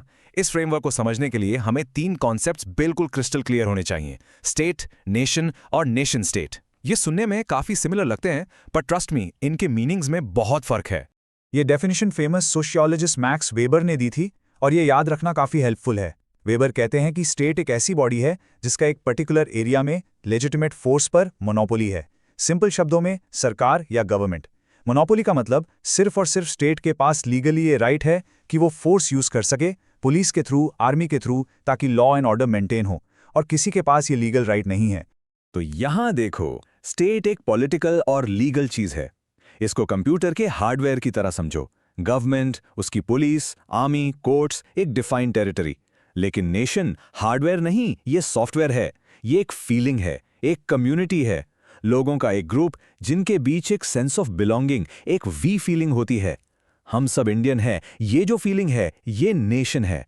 और जब एक स्टेट की बाउंड्रीज यानी हार्डवेयर एक नेशन की कम्युनिटी यानी सॉफ्टवेयर के साथ अलाइन हो जाती हैं, तब बनता है एक नेशन स्टेट। तो अब सवाल ये उठता है कि एक स्टेट इतनी डाइवर्स नेशन को यूनाइट करने के लिए क्या करता है, उसको मैनेज करने के लिए क्या पॉलिसीज बनाता है। जनरली अगर हम दुनिया भर में देखें तो 2 तरह की पॉलिसीज फॉलो की जाती हैं। ये 2 मेन अप्रोचेस हैं। पहला है असिमिलेशन। इसको आप एक मेल्टिंग पॉट की तरह समझ सकते हो, जैसे एक बड़े से पॉट में सब कुछ डालकर पिघला दिया और सब एक जैसा बन गया। इसमें माइनॉरिटी कल्चर्स को फोर्स किया जाता है कि वो अपनी आइडेंटिटी छोड़कर डोमिनेंट कल्चर को अपना लें। ये काफी फोर्सफुल पॉलिसी है। दूसरी तरफ इंटीग्रेशन एक सैलेड बोल जैसा है, जैसे सैलेड में टोमेटो, क्यूकम्बर, लेटस सब अलग अलग दिखते हैं बट रहते एक ही बोल में हैं। यहाँ पब्लिक लाइफ में एक कॉमन नेशनल कल्चर प्रमोट किया जाता है, लेकिन लोगों को अपने घरों में, अपनी प्राइवेट लाइफ में अपना कल्चर फॉलो करने की पूरी आज़ादी होती है। और यहाँ पर इंडिया का स्टैंड बहुत यूनिक और स्पेशल है। ये पॉइंट बहुत क्रूशल है, याद रखिएगा। इंडिया ने ना तो असिमिलेशन का रास्ता चुना, ना ही इंटीग्रेशन का। हमारे कॉन्स्टिट्यूशन ने इंडिया को एक सेक्युलर स्टेट बनाया। इसका मतलब है कि स्टेट किसी एक रिलीजन या कल्चर को प्रमोट नहीं करेगा, बल्कि सभी कल्चर्स और रिलीजन्स को बराबर का सम्मान देगा। Equal respect for all. अब हम एक ऐसे टॉपिक पर आ रहे हैं जो हम रोज अपनी डेली लाइव्स में न्यूज चैनल्स पर देखते और सुनते हैं: रिलीजन, पॉलिटिक्स और स्टेट का कॉम्प्लेक्स रिश्ता। और इस रिश्ते से क्या क्या चैलेंजेस पैदा होते हैं, चलिए देखते हैं। पहला और सबसे बड़ा चैलेंज है कम्युनलिज्म। ये एक बहुत ही डेंजरस आइडियोलॉजी है। इसमें लोग अपने धर्म को दूसरे धर्मों से सुपीरियर समझने लगते हैं और दूसरे धर्मों के प्रति नफरत या दुश्मनी रखते हैं। और एक बात हमेशा याद रखना, communalism is less about religion and more about politics in the name of religion. It's a political tool जिसे लोगों को डिवाइड करने के लिए यूज किया जाता है। अब कम्युनलिज्म का जवाब है सेक्युलरिज्म। लेकिन सेक्युलरिज्म का कॉन्सेप्ट भी पूरी दुनिया में एक जैसा नहीं है। वेस्टर्न कंट्रीज में सेक्युलरिज्म का मतलब है स्टेट और रिलीजन के बीच एक मोटी दीवार, अ स्ट्रिक्ट सेपरेशन। वहां स्टेट रिलीजन में इंटरफेयर नहीं करता और रिलीजन स्टेट में, पर इंडिया का सेक्युलरिज्म अलग है। यहाँ स्टेट प्रिंसिपल डिस्टेंस मेंटेन करता है। इसका मतलब क्या हुआ कि स्टेट न्यूट्रल रहेगा, किसी एक धर्म का साइड नहीं लेगा, लेकिन जरूरत पड़ने पर जैसे सोशल रिफॉर्म के लिए वो रिलीजियस मैटर्स में इंटरवीन कर भी सकता है। यहाँ सभी धर्मों को इक्वल रिस्पेक्ट दिया जाता है। एक और चैलेंज है रीजनलिज्म यानी क्षेत्रवाद। ये तब होता है जब लोग अपने रीजन, अपनी भाषा या अपने कल्चर को देश से भी ऊपर मानने लगते हैं। ये फीलिंग अक्सर तब आती है जब लोगों को लगता है कि उनका एरिया पीछे छूट गया है या उनके साथ डेवलपमेंट के मामले में डिस्क्रिमिनेशन हो रहा है। तो चलिए हमारे आखिरी टॉपिक पर आते हैं। अब एक हाइपोथेटिकल सिचुएशन सोचो। मान लीजिए स्टेट यानी गवर्नमेंट अपनी पावर का गलत इस्तेमाल करने लगे। अगर वो लोगों के राइट्स को दबाने लगे तो उसको कौन रोकेगा? Who holds the state accountable? जवाब है हम, आम लोग, द पीपल। और यही सवाल हमें एक बहुत ही पावरफुल कॉन्सेप्ट तक ले जाता है जिसे हम कहते हैं सिविल सोसाइटी। ये स्टेट की पावर पर एक चेक एंड बैलेंस का काम करती है। तो आखिर ये सिविल सोसाइटी है क्या? सिंपल है, ये वो स्फेयर है जो आपके परिवार से बाहर है, लेकिन सरकार और मार्केट यानी बिजनेस से भी अलग है। इसमें आते हैं नॉन गवर्नमेंटल ऑर्गेनाइजेशंस यानी NGOs, media groups, trade unions, student groups, activist movements यानी वो सब वॉलंटरी संगठन जो लोग मिलकर बनाते हैं। और इनका काम क्या है? इनका काम है सरकार पर नजर रखना, गवर्नमेंट की पॉलिसीज को क्वेश्चन करना, आम लोगों की आवाज बनकर उनके मुद्दे उठाना और उनके राइट्स के लिए फाइट करना। एक हेल्दी डेमोक्रेसी के लिए एक स्ट्रांग सिविल सोसाइटी का होना बहुत बहुत जरूरी है। सिविल सोसाइटी की पावर का इंडिया में सबसे बड़ा और बेस्ट एग्जाम्पल है राइट टू इंफॉर्मेशन एक्ट यानी आरटीआई। ये कानून 2005 में ऐसे ही आसमान से नहीं टपका था। इसके पीछे सिविल सोसाइटी ऑर्गेनाइजेशंस का सालों का संघर्ष था, उनकी मेहनत थी। और इस एक्ट की वजह से आज आप और मैं, कोई भी आम नागरिक सरकारी डिपार्टमेंट से पूछ सकता है कि उनका काम कैसा चल रहा है, पैसा कहाँ खर्च हो रहा है। इससे गवर्नमेंट में ट्रांसपेरेंसी आती है और करप्शन पर लगाम लगती है। तो चलिए एकदम फटाफट रिवाइज करते हैं कि हमने आज क्या क्या सीखा। हमने शुरू किया पॉजिटिव डाइवर्सिटी और नेगेटिव इनइक्वालिटी के फर्क से। फिर हमने देखा कि हमारी आइडेंटिटी दो तरह की होती है, एस्क्रिप्टिव जो बाय बर्थ मिलती है और एक्वायर्ड जो हम अर्न करते हैं। उसके बाद हमने स्टेट, द हार्डवेयर और नेशन, द सॉफ्टवेयर का कॉन्सेप्ट समझा। हमने देखा कि डाइवर्सिटी को मैनेज करने के लिए एसिमिलेशन और इंटीग्रेशन की पॉलिसीज होती हैं, लेकिन इंडिया का मॉडल है सेक्युलरिज्म। फिर हमने कम्युनलिज्म जैसे खतरों को जाना और आखिर में स्टेट पावर को चेक करने के लिए सिविल सोसाइटी के इंपॉर्टेंट रोल को समझा। आई रियली होप ये चैप्टर अब आपको काफी हद तक क्लियर हो गया होगा। अब इन कॉन्सेप्ट्स को सिर्फ टेक्स्ट बुक तक मत रखिएगा, अपने आसपास देखिए, अपनी सिटी में, अपनी सोसाइटी में। आपको ये सारी चीजें डाइवर्सिटी, आइडेंटिटी, पॉलिटिक्स, लोगों की आवाज, सब कुछ एक्शन में दिखेगा। And that my friends is the real purpose of studying sociology. All the best for your exams. Hello students, चलो आज एक बहुत ही इंटरेस्टिंग चैप्टर स्ट्रक्चरल चेंज को बिल्कुल आसानी से समझते हैं। पता है, इसमें हम ये देखेंगे कि कैसे कॉलोनियलिज्म ने सिर्फ हम पर राज ही नहीं किया, बल्कि हमारे पूरे सोशल और इकोनॉमिक ढांचे को यानी स्ट्रक्चर को ही बदल कर रख दिया। तो रेडी हो? चलो शुरू करते हैं। तो ये है हमारा रोड मैप फॉर टुडे। हम सबसे पहले समझेंगे कि ये स्ट्रक्चरल चेंज आखिर होता क्या है। फिर कॉलोनियलिज्म के पीछे जो कैपिटलिस्ट इंजन था उसके बारे में जानेंगे। उसके बाद हम देखेंगे कि इंडस्ट्रीज और शहरों पर इसका क्या असर हुआ, द ग्रेट डी इंडस्ट्रियलाइजेशन। फिर हम बात करेंगे चाय, ट्रेन्स और लोगों की अहम टी प्लांटेशंस जैसे प्रोजेक्ट्स का ह्यूमन कॉस्ट क्या था। और आखिर में हम उस लेगेसी को समझेंगे जो आज भी इंडिया को शेप कर रही है। अच्छा चलो एक सवाल से शुरू करते हैं। कभी सोचा है कि हम लोग रोड के लेफ्ट साइड पर गाड़ी क्यों चलाते हैं? या फिर हमारे लीगल और एजुकेशन सिस्टम्स जैसे हैं वैसे ही क्यों हैं? ये सब ना कोई कोइंसिडेंस नहीं है, ये सब उसी दौर की, उस कॉलोनियल एरा की ही देन है। तो सबसे पहले ये स्ट्रक्चरल चेंज है क्या? देखो, ये कोई छोटा मोटा बदलाव नहीं है। We are talking about a fundamental shift, एक गहरा परमानेंट बदलाव जो सोसाइटी के बुनियादी ढांचे को, उसके कोर इंस्टीट्यूशंस को और हमारे जीने के नियमों को पूरी तरह से बदल दे। और इस बदलाव को समझने के लिए पहले हमें कॉलोनियलिज्म को डिफाइन करना होगा। सिंपल वर्ड्स में, ये एक देश का दूसरे देश पर राज करना है। लेकिन जैसा हम आगे देखेंगे, इंडिया में जो ब्रिटिश कॉलोनियलिज्म था वो पहले के एम्पायर से बहुत बहुत अलग था। अब ये स्लाइड बहुत इंटरेस्टिंग है। इस कॉन्ट्रास्ट को ध्यान से देखो।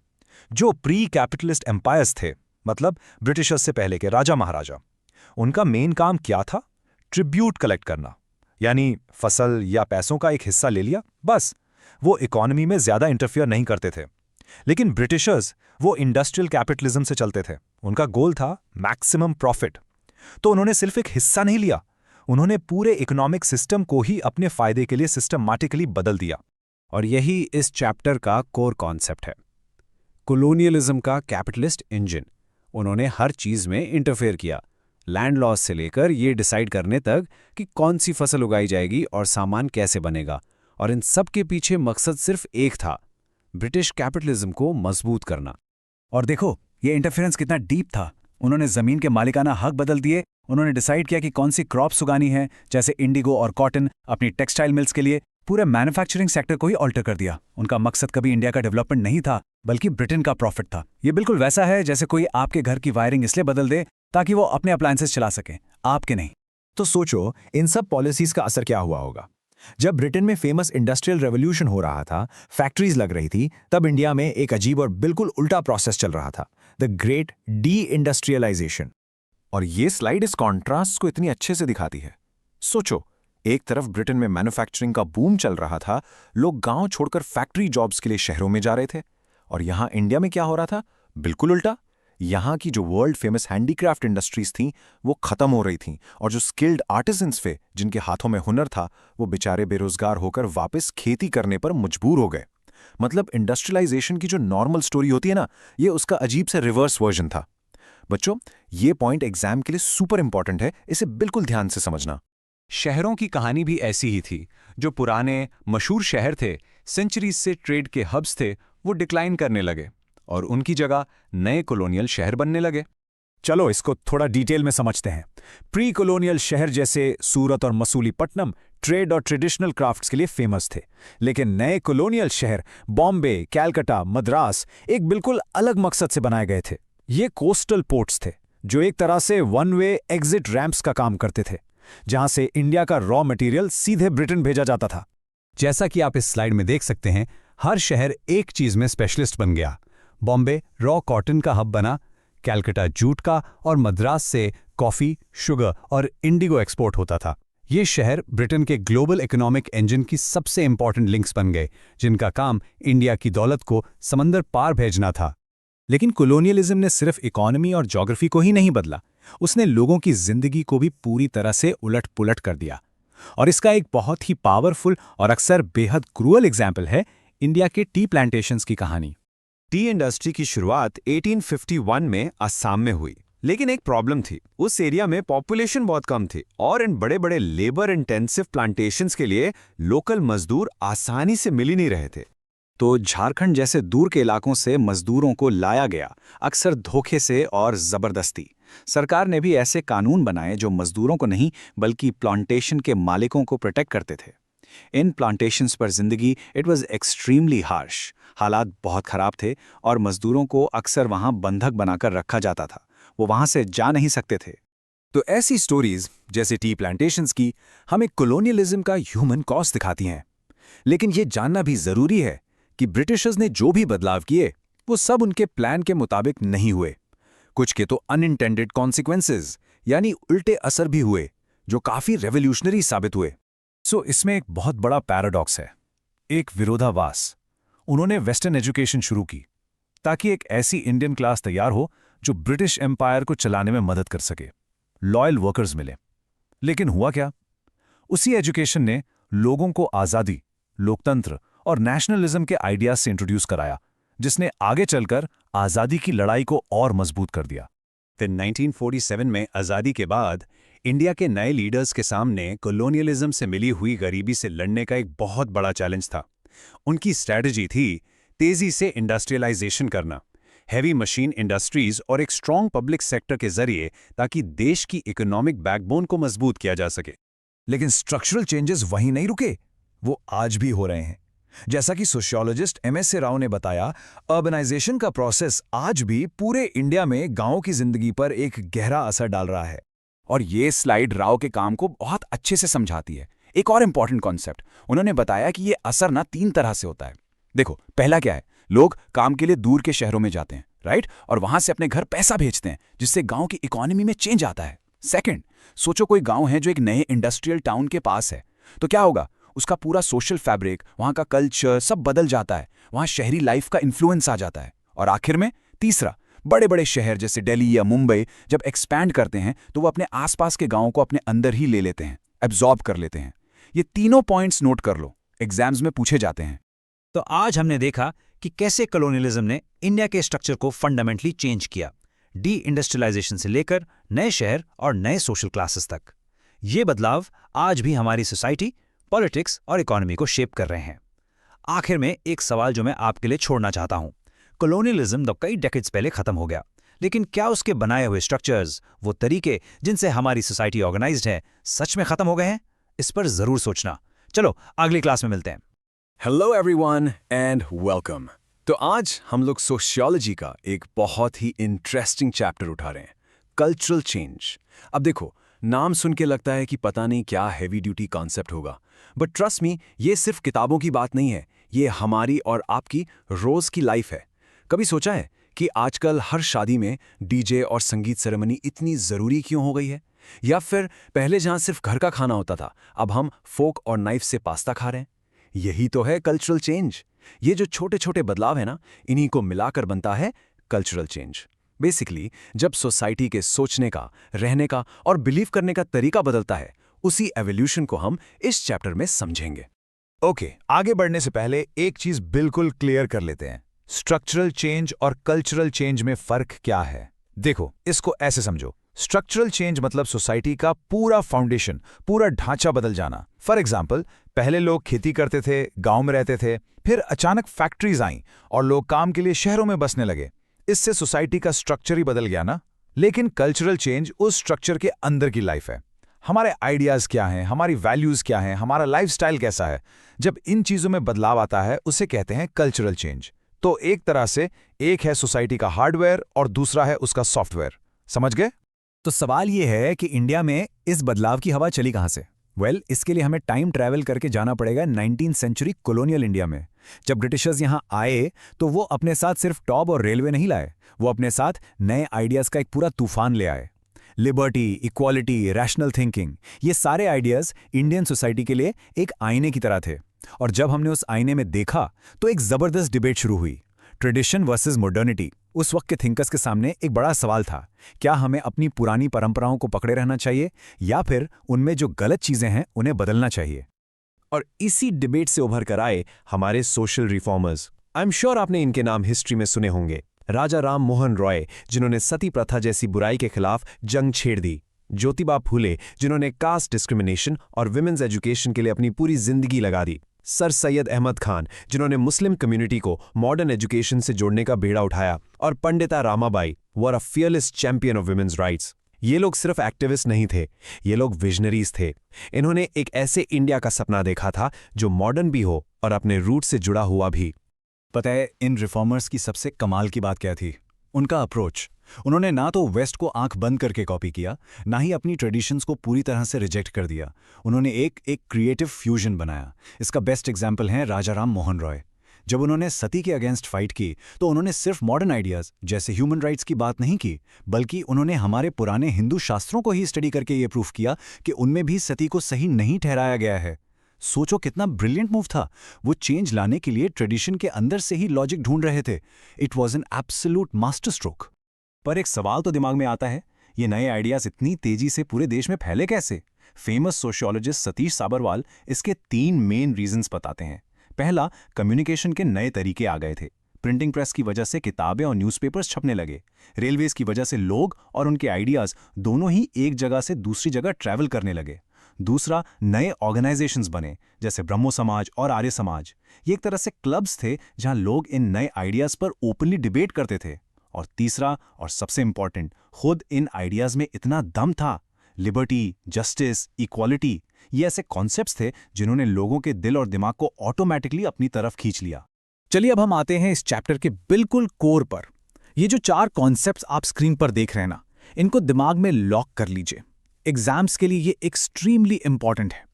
सोशियोलॉजिस्ट का कहना है कि इंडिया में कल्चरल चेंज को अगर ठीक से समझना है तो हमें इन 4 प्रोसेसेस को डिकोड करना पड़ेगा। संस्कृताइजेशन, वेस्टर्नाइजेशन, मॉडर्नाइजेशन और सेक्युलराइजेशन। ये चारों अलग अलग हैं, पर अक्सर एक दूसरे के साथ मिलकर सोसाइटी को बदलते हैं। तो चलिए एक एक करके इन सबको ब्रेक डाउन करते हैं। ओके, तो शुरुआत करते हैं हमारे पहले प्रोसेस से, जिसका नाम है संस्कृताइजेशन। ये कॉन्सेप्ट इंडिया में हमेशा से था, बट इसको ठीक से स्टडी करना 19th एंड 20th सेंचुरी में ही शुरू हुआ।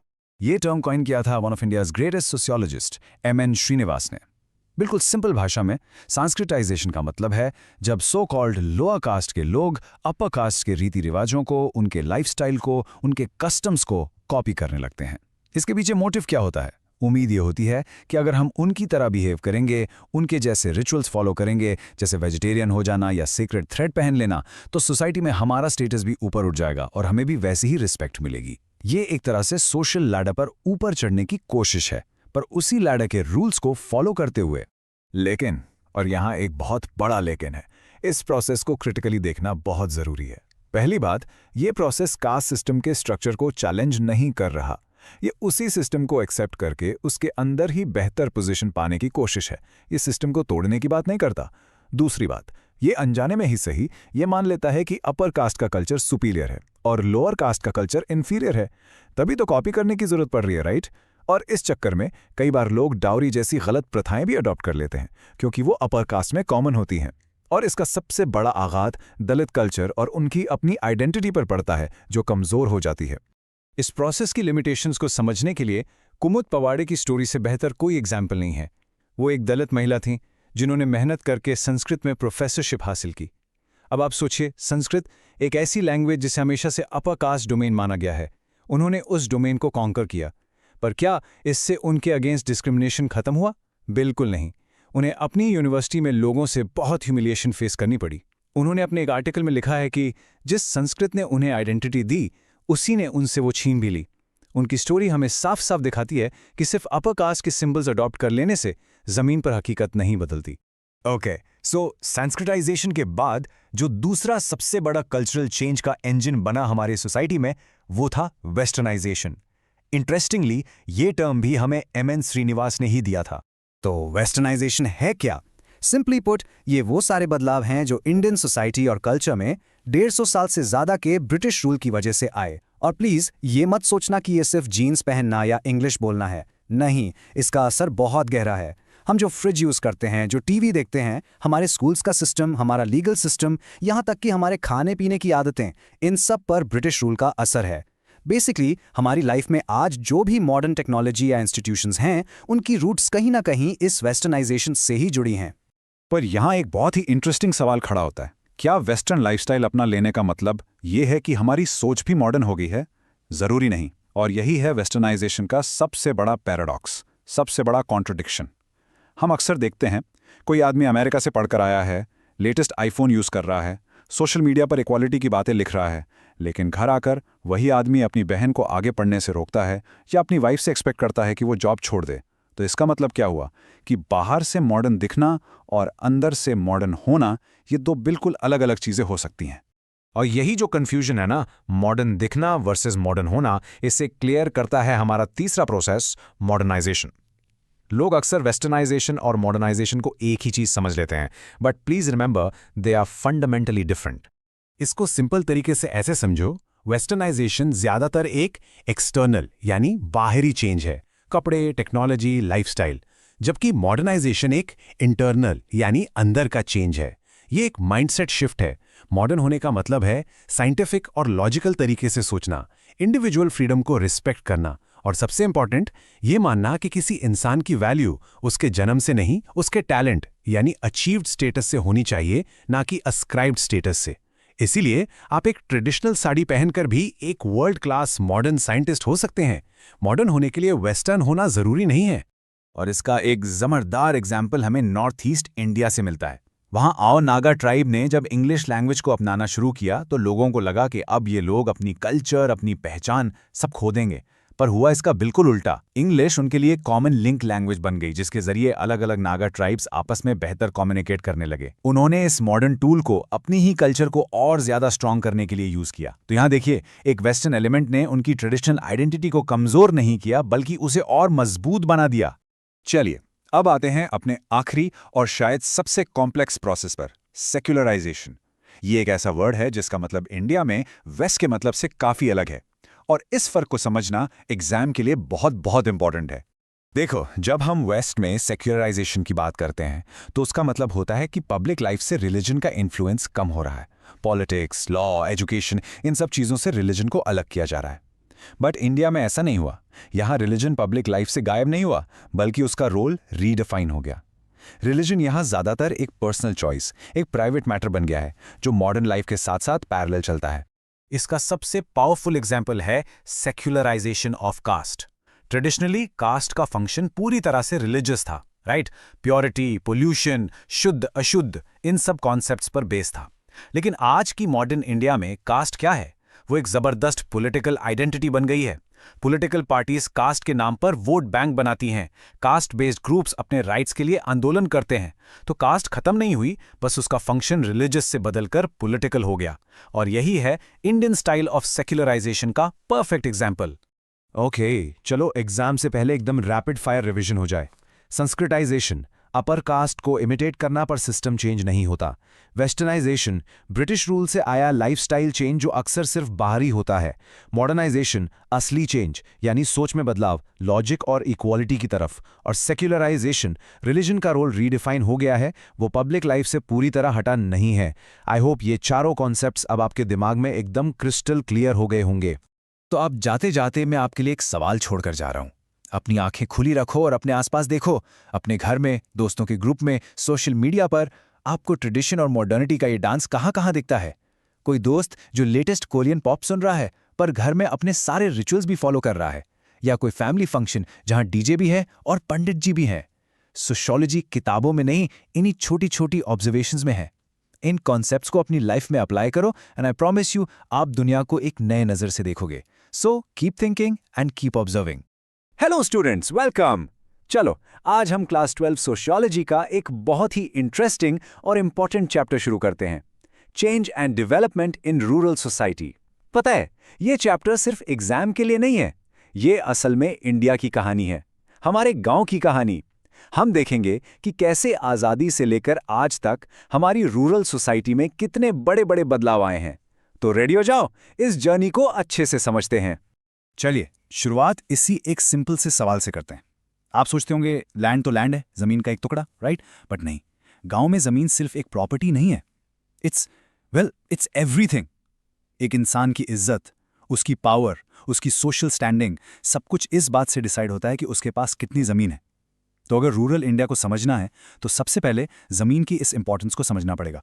देखो, इंडिया हमेशा से एक एग्रेरियन सोसाइटी रही है। इसका मतलब क्या है?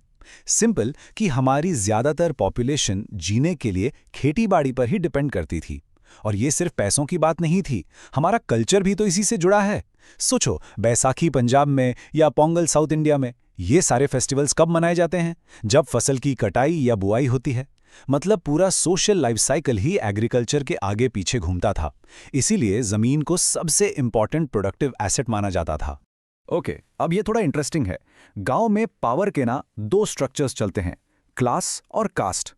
क्लास स्ट्रक्चर तो बिल्कुल सिंपल है, ये सीधा सीधा लैंड ओनरशिप पर बेस्ड है। जिसके पास ज्यादा जमीन वो अमीर, अपर क्लास। जिसके पास जमीन नहीं है वो गरीब, लोअर क्लास। लेकिन इसके ऊपर एक और लेयर है और वो है कास्ट की। हिस्टोरिकली जमीन का कंट्रोल अपर कास्ट के पास ही रहा है, पर यह कनेक्शन हमेशा 100% ट्रू नहीं होता। कभी कभी लोअर कास्ट का आदमी भी जमीन खरीद कर अमीर हो जाता है, बट उसको सोशल स्टेटस शायद वो ना मिले। तो ये क्लास और कास्ट का जो मिक्स है ना, यही रूरल इंडिया की रियल पिक्चर है। और ये स्लाइड उस क्लास स्ट्रक्चर को बिल्कुल क्लियर कर देती है। इस चार्ट को देखो, ये जो छोटा सा स्लाइस है ना, ये हैं बड़े लैंड ओनर्स, बहुत कम लोग जिनके पास देश की ज्यादातर जमीन थी। और अब ये सबसे बड़ा वाला स्लाइस देखो, ये हैं लैंडलेस लेबरर्स, मतलब एक बहुत बड़ी पॉपुलेशन जिनके पास अपनी जमीन का 1 इंच भी नहीं था। वो बस दूसरों के खेतों में मजदूरी करके अपना घर चलाते थे। अब आप इमेजिन कर सकते हो कि इनइक्वालिटी कितनी ज्यादा थी। तो ये सिस्टम जैसा भी था चल रहा था। फिर इंडिया में आए ब्रिटिशर्स और उन्होंने इंडिया के पूरे लैंड सिस्टम को कंप्लीटली बदल के रख दिया। उनका मकसद कोई डेवलपमेंट नहीं था, उनका सिर्फ एक गोल था, इंडिया से ज्यादा पैसा, ज्यादा से ज्यादा रेवेन्यू कैसे निकाला जाए। चलिए देखते हैं उन्होंने इसके लिए क्या किया। उन्होंने मेनली 3 नए सिस्टम इंट्रोड्यूस किए और ये आपके एग्जाम के लिए बहुत इंपॉर्टेंट है। सबसे पहले जमींदारी सिस्टम। यहाँ ब्रिटिश ने जमींदार्स को लैंड का ओनर बना दिया। उनका काम था किसानों से टैक्स कलेक्ट करना और ब्रिटिश को देना। इससे फार्मर्स का इतना एक्सप्लॉयटेशन हुआ कि आप सोच नहीं सकते। फिर आया रॉयतवारी सिस्टम। यहाँ रयोत यानी फार्मर डायरेक्टली स्टेट को टैक्स देता था। बीच का आदमी तो हट गया, पर टैक्स इतना ज्यादा था कि फार्मर की कमर ही टूट गई। और तीसरा था महालवारी सिस्टम, जहां पूरा गांव या महाल मिलकर टैक्स देता था। बट एंड रिजल्ट तीनों का एक ही था, किसान बेचारा कर्ज में डूबता चला गया। फिर 1947 में हमें आज़ादी मिली और आज़ाद इंडिया की गवर्नमेंट के सामने सबसे बड़ा चैलेंज यही था, इस इनइक्वालिटी को, इस प्रॉब्लम को ठीक कैसे किया जाए। इस हिस्टोरिकल इनजस्टिस को सुधारने के लिए गवर्नमेंट ने अनाउंस किए लैंड रिफॉर्म्स। सो इन लैंड रिफॉर्म्स का प्लान क्या था? सिंपल स्टेप्स में समझते हैं। पहला, एबोलिशन ऑफ जमींदारी, मतलब स्टेट और फार्मर के बीच से इस पावरफुल मिडलमैन को हटाना। दूसरा, टेनेंसी रिफॉर्म्स, यानी जो टेनेंट या बटाएदार दूसरे की जमीन पर खेती कर रहा है उसको सिक्योरिटी देना और रेंट को रेगुलेट करना। और तीसरा, जो सबसे बड़ा कदम था, वो था लैंड सीलिंग एक्ट्स। इसका मतलब था कि एक लिमिट लगा दी गई कि एक फैमिली कितनी जमीन रख सकती है। एक्स्ट्रा जमीन सरकार ले लेगी और उसे लैंडलेस लोगों में बांट देगी। लेकिन ये जो लैंड सीलिंग एक्ट्स थे ना, ये ज्यादातर स्टेट्स में फेल हो गए। गैस क्यों? क्योंकि बड़े बड़े लैंड ओनर्स बहुत स्मार्ट थे। उन्होंने इसका एक लूप होल निकाल लिया। उन्होंने अपनी एक्स्ट्रा जमीन अपने रिश्तेदारों, नौकरों, दूर के कजिन्स सबके नाम पे ट्रांसफर कर दी। ऑफिशियली ऑन पेपर जमीन बढ़ गई, बट इन रियलिटी कंट्रोल उसी एक फैमिली के पास रहा। इस प्रैक्टिस को कहते हैं बिनामी ट्रांसफर्स, और ये प्रॉब्लम आज तक इंडिया में है। फिर 1960s और 70s में आया एक बहुत बड़ा turning point, the green revolution. ये इंडिया की फूड शॉर्टेज की प्रॉब्लम का एक टेक्नोलॉजिकल सॉल्यूशन था। इसने हमारे खेती करने का तरीका ही बदल दिया। लेकिन जैसा यहां लिखा है, ये एक डबल एज्ड स्वॉर्ड थी, मतलब एक ऐसी तलवार जिसकी धार दोनों तरफ थी। फायदा भी हुआ और बहुत बड़ा नुकसान भी। सबसे पहले पॉजिटिव साइड देखते हैं। फूड प्रोडक्शन में एक मैसिव जंप आया। High yielding variety seeds, chemical fertilisers और इरिगेशन की हेल्प से स्पेशली वीट और राइस का प्रोडक्शन आसमान छू गया। अकेले गेहूं का प्रोडक्शन 250% तक बढ़ गया। सोचो, इंडिया जो पहले फूड इंपोर्ट करता था, अब फूड सिक्योर बन गया था। ये एक बहुत बड़ी अचीवमेंट थी। लेकिन अब आते हैं इसकी दूसरी डार्कर साइड पर। इस रेवोल्यूशन का फायदा सबको नहीं मिला। इसके विनर्स कौन थे? सिर्फ वो अमीर बड़े फार्मर्स जिनके पास पहले से पैसा था और जिनकी जमीन पंजाब, हरियाणा और वेस्टर्न यूपी जैसे इलाकों में थी। वो महंगी टेक्नोलॉजी अफोर्ड कर सकते थे। और लूजर्स कौन बने?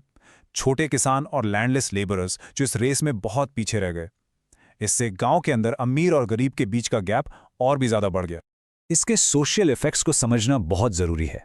पहले लैंड ओनर और लेबर के बीच में एक ट्रेडिशनल पर्सनल रिश्ता होता था। अब वो खत्म हो गया और सब कुछ कैश पेमेंट पे आ गया। दूसरा, जब ट्रैक्टर्स और थ्रेशर्स आए तो जो सर्विस कास्ट ग्रुप्स हाथ से काम करते थे, उनकी जॉब्स चली गईं। और सबसे इंपॉर्टेंट, गांव में एक न्यू रूरल एलीट क्लास पैदा हुई, जो पैसे और पॉलिटिक्स दोनों में बहुत पावरफुल हो गई। इन सारे चेंजेस का असर गांव के पूरे सोशल फैब्रिक पर पड़ा। लोग अब काम की तलाश में गांव से बाहर जाने लगे, जिससे माइग्रेशन बढ़ा और सोसाइटी में ऐसे नए ट्रेंड शुरू हुए जिनका असर हम आज भी फील करते हैं। एक नया पैटर्न सामने आया जिसे हम कहते हैं सर्कुलेशन ऑफ लेबर। इसका मतलब है कि बिहार, ईस्टर्न यूपी जैसे थोड़े गरीब इलाकों से वर्कर्स काम के सीजन में पंजाब और हरियाणा जैसे अमीर इलाकों में जाते थे खेती करने। ये एक सर्कुलर पैटर्न है, काम खत्म करके वापस आ जाते हैं। ये आज भी इंडिया की एक बहुत बड़ी रियलिटी है। तो यहाँ एक बहुत इंपॉर्टेंट सवाल खड़ा होता है और मैं चाहता हूँ आप इस पर सोचें।